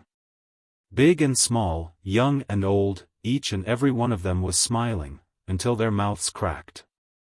Different from the fierce, bloody mouth of the drumming tribe, although the people of the Pu tribe had big mouths, many of them had slightly upturned mouths. Coupled with the shape of their jaws, they did not look as stiff as the people of the drumming tribe. They gave people a feeling that they were much more enthusiastic. In addition to their mouths, the people of the Pu tribe generally had big eyes. Coupled with their unique customs, everyone's eyes were painted with patterns. According to the warriors of the drumming tribe who often came out to trade, they could judge the character of the people of the Pu tribe based on those patterns. And the experienced old warriors gave Xiaofan advice: stay away from those with very colorful patterns. Those people were very dangerous. Just like some colorful frogs, the more colorful they were, the more likely they were poisonous. You finally came. A middle-aged man walked forward a few steps and greeted Qing Yi and a few others. Is everything ready? Qing Yi stepped onto the shore and walked with the man towards the Pu tribe. It's been ready for a long time. We've been waiting for 2 days. Xiaofan followed Fu Shi and a few others to the shore. As for the crocodiles used as boats, they would rest in the surrounding river. The people of the Pu tribe would take care of them.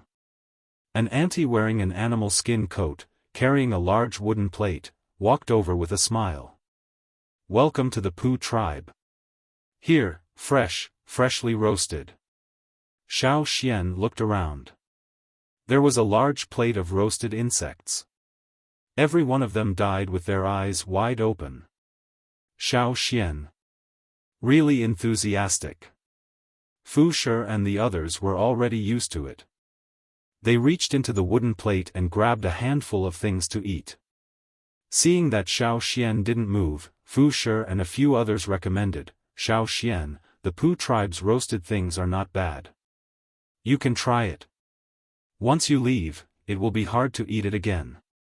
Xiaoxian stared at the insects that died with their eyes wide open for a few seconds. He reached out his hand to grab one that looked like it still had all 4 limbs. But he didn't expect the auntie to be so enthusiastic. She directly grabbed a handful and stuffed it into Xiaoxian's hand. "Xiaoxian. Thank you." Although it looked terrible, the taste was just like what Fu Shi said. It was good to eat, if you ignored the appearance. In the Pu tribe's village, the houses in the residential area were not big. They were made with branches and leaves. Some were in an oval shape with an opening on the side. Some were in a large triangular shape. There was no fixed shape. It looked very artistic. It wasn't that they didn't have the ability to build bigger and stronger houses. It was just that their habits and preferences made them more inclined towards this kind of building style. At noon, the sun was too strong. Some people even folded lotus leaves and used them as umbrellas. Because there was still Cha-Cha's matter, Qingyi let the others trade first. He brought Xiaoxian to the Pu tribe's chief. The Pu tribe's shaman often stayed in his cave and rarely came out. Every time the drumming tribe people came to the Pu tribe, they would see the Pu tribe's chief, Guangho. The place where Guangho lived was in the central area of the Pu tribe. Because the people here lived more densely, they didn't have to walk too far to reach Guangho's house. It was a pointed wooden house with a roof made of grass and leaves. The door was open and the person at the door indicated that they could go in. After entering the house, the first thing Xiaoxian saw was a lump of meat sitting in the front. That was the Pu tribe's chief, Guangho. Guangho's eyebrows were protruding like 2 horns. Around his eyes were some yellowish-green and black stripes. Compared to the other people in the Yanjiao tribe, Guangho's appearance was more ferocious. Because his body was slightly bigger, he looked like a meat dumpling. It was very oppressive. At this moment, Guangho was sitting there. His thick and fat hands were holding an unknown animal and eating.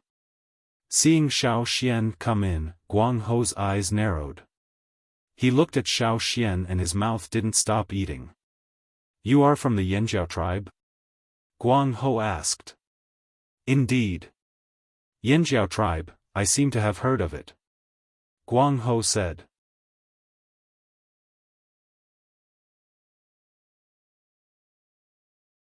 Chapter 167.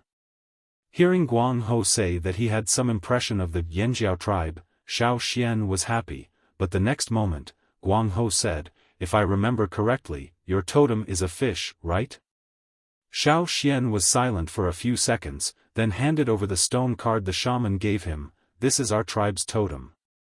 I have come with the goodwill of the Yanjiao tribe. I am very happy to meet you." "Oh." Guangho didn't care.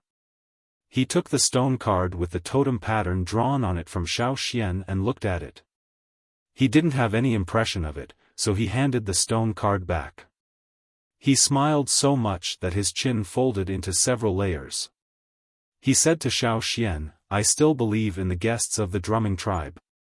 Xiaoxian told Guangho the purpose of his visit, and told him about the Cha-Cha that was staying at the border of the Pu tribe. Unfortunately, although Guangho looked more amiable than the chief of the drumming tribe, he refused immediately. "The bird you mentioned just now, I don't want it to enter this territory. In the past, very few large birds came here, and we don't have a good impression of birds. Many aquatic animals didn't like birds that came from the sky." Xiaoxian knew this, and he could also see that Guangho didn't care about him. It was only because of Qingyi that he said a few words. Otherwise, he wouldn't even bother to look at Xiaoxian. While he was talking to Xiaoxian, Guangho had already looked at the food on the side a few times. After the conversation, Xiaoxian said goodbye and left. Before he entered the Pu tribe, he had told the Cha-Cha that if it heard the whistle for permission, it should come over. If it heard the whistle for refusal, it could move freely outside.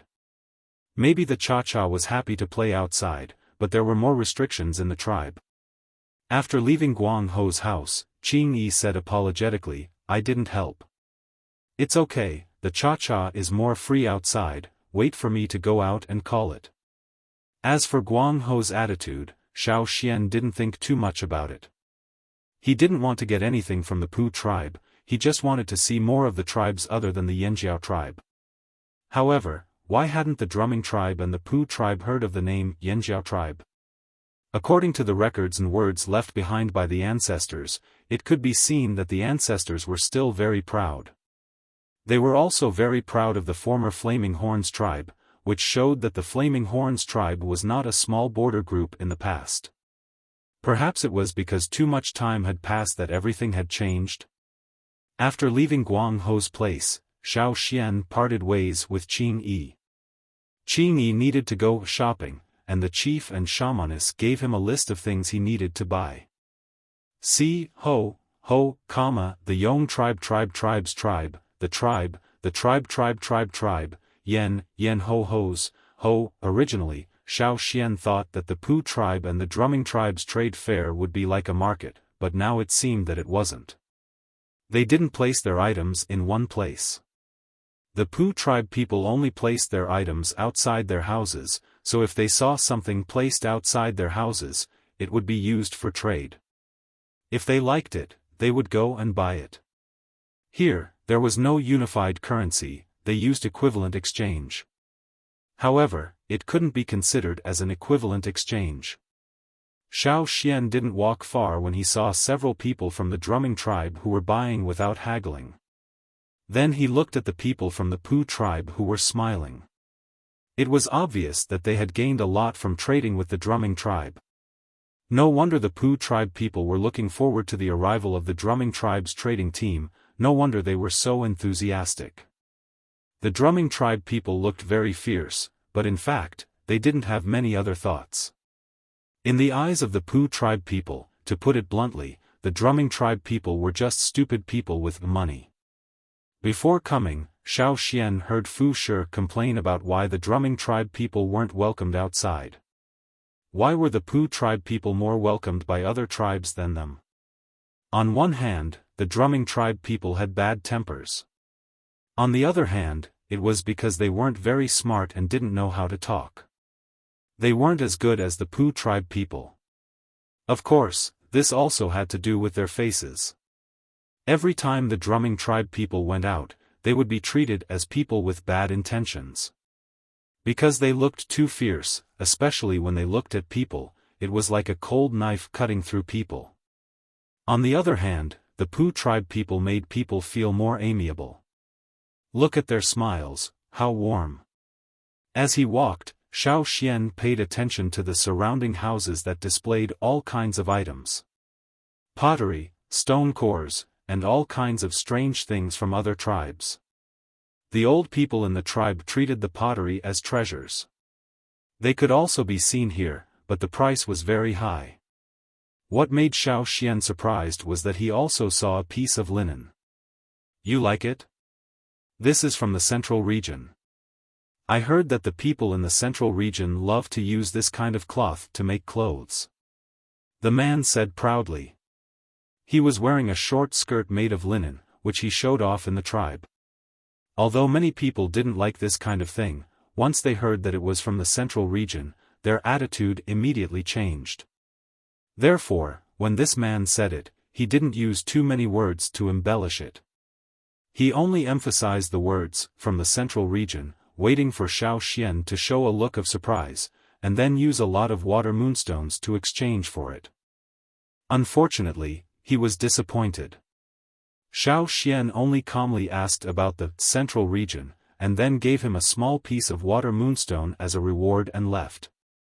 After Xiao Xian left, the man looked at the small piece of water moonstone in his hand. Although this piece was already a big profit, he was still not reconciled. Why didn't he keep him? That was something he had painstakingly obtained from the central region. This kid didn't even show a look of surprise. Could it be that he hadn't seen it before? Or did he know that he didn't have the money to buy such an expensive thing? Xiaofan didn't know that in the eyes of the shopkeeper, just now, he had already become a poor country bumpkin. In Xiaofan's eyes, that piece of linen was very coarse, and wouldn't be more comfortable to wear than animal skin. Using a large piece of water moonstone to buy such a coarse piece of cloth, was he stupid? Not long after, that piece of linen was bought by Fu Shi, one of the local tycoons of the drumming tribe this year. Xiaofan didn't speak for a long time after seeing this. Sure enough, their values were different. Perhaps the two words "Central Region" was already the biggest golden signboard. Looking at Fu Shi's happy face, then looking at the envy of the other people of the drumming tribe, Xiaofan felt that he still hadn't fully adapted to the rhythm of this place. What kind of place was the Central Region? Was it more developed than here? Was the Yanjiao tribe in the Central Region in the past? It was said that the colored pottery came from there. Because it was fragile during the transportation process, the colored pottery transported here was very expensive. Among the nearby tribes that often came to the Pu tribe to participate in the trade, only the drumming tribe bought the most of it. Touching the water moonstone in the animal skin bag, this was really a good thing, comparable to gold. After staying in the Yanjiao tribe for so long, he had forgotten the benefits of money. The people of the drumming tribe didn't know much about the Central Region. They only knew that the things from the Central Region were very good, so every time they came, whenever they heard that something came from the Central Region, they would immediately take out their animal skin bags to buy it, not even asking for a price. In addition to these, the Pu tribe also had many local specialties, such as frogs. Of course, this didn't mean that they would sell the frogs. For the Pu tribe who used frogs as totems, they wouldn't kill the frogs here. What they sold were things taken from the frogs, such as poison, medicine, and other special things. Xiaofan came to an oval-shaped house. This place was a bit remote, so not many people of the drumming tribe came here to trade. An old man sat cross-legged on the ground in front of the door. In front of him, there were no pottery, stone tools, or things from other tribes, only a few frogs with different shapes, sizes, colors, and patterns. Next to him was a large basin of water. After a while, the old man reached out and scooped water from the basin, sprinkling it on the frogs in front of him. When Xiaofan came over, the old man had just finished sprinkling the water. Seeing Xiaofan come over, the old man's eyes lit up. "What do you want?" "These are..." Xiaofan pointed at the frogs lying motionless in front of the old man and asked. "You're not from the drumming tribe? Is this your first time in our tribe?" The old man didn't feel disappointed because Xiaofan wasn't from the drumming tribe. Instead, he smiled very happily, because once the people of the drumming tribe bought something, they would first choose the same place as last time. This place was a bit remote, so the old man rarely met people from the drumming tribe when trading. Instead, he was more interested in customers from other tribes.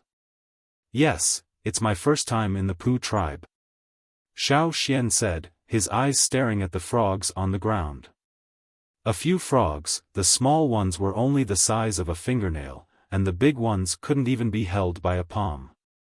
The old man enthusiastically introduced the characteristics of these frogs to Xiaofan, as well as the things they could contribute.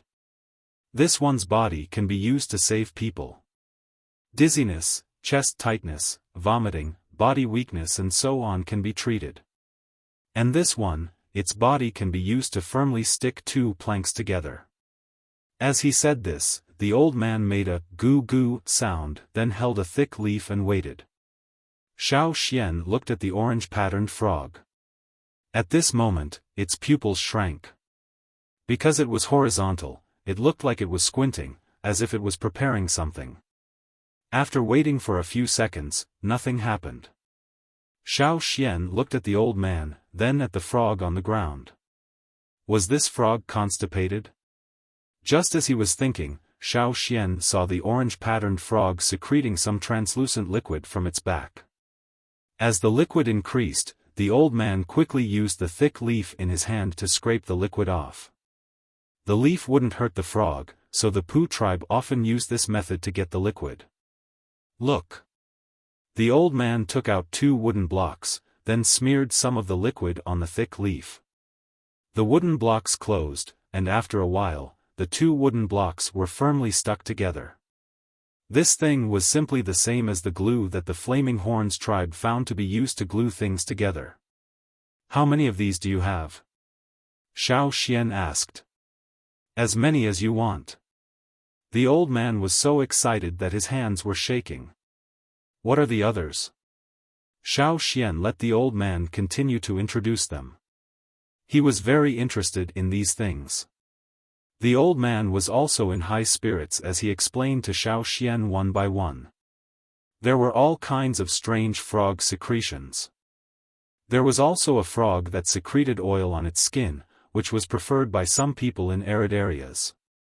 These frogs, for the Pooh tribe, were simply a tool to make money. Because the old man had some stock at home, Xiaofan took out the water moonstones, and according to the old man's price, selectively bought some. "Right, do you sell frog poison here?" Xiaofan asked. "You want?" The old man carefully looked around, then said to Xiaofan, "Of course, follow me." You're tuning into the Xiaofan's Wuxia Tales YouTube channel. Don't forget to subscribe and join us on this journey to catch the most captivating stories.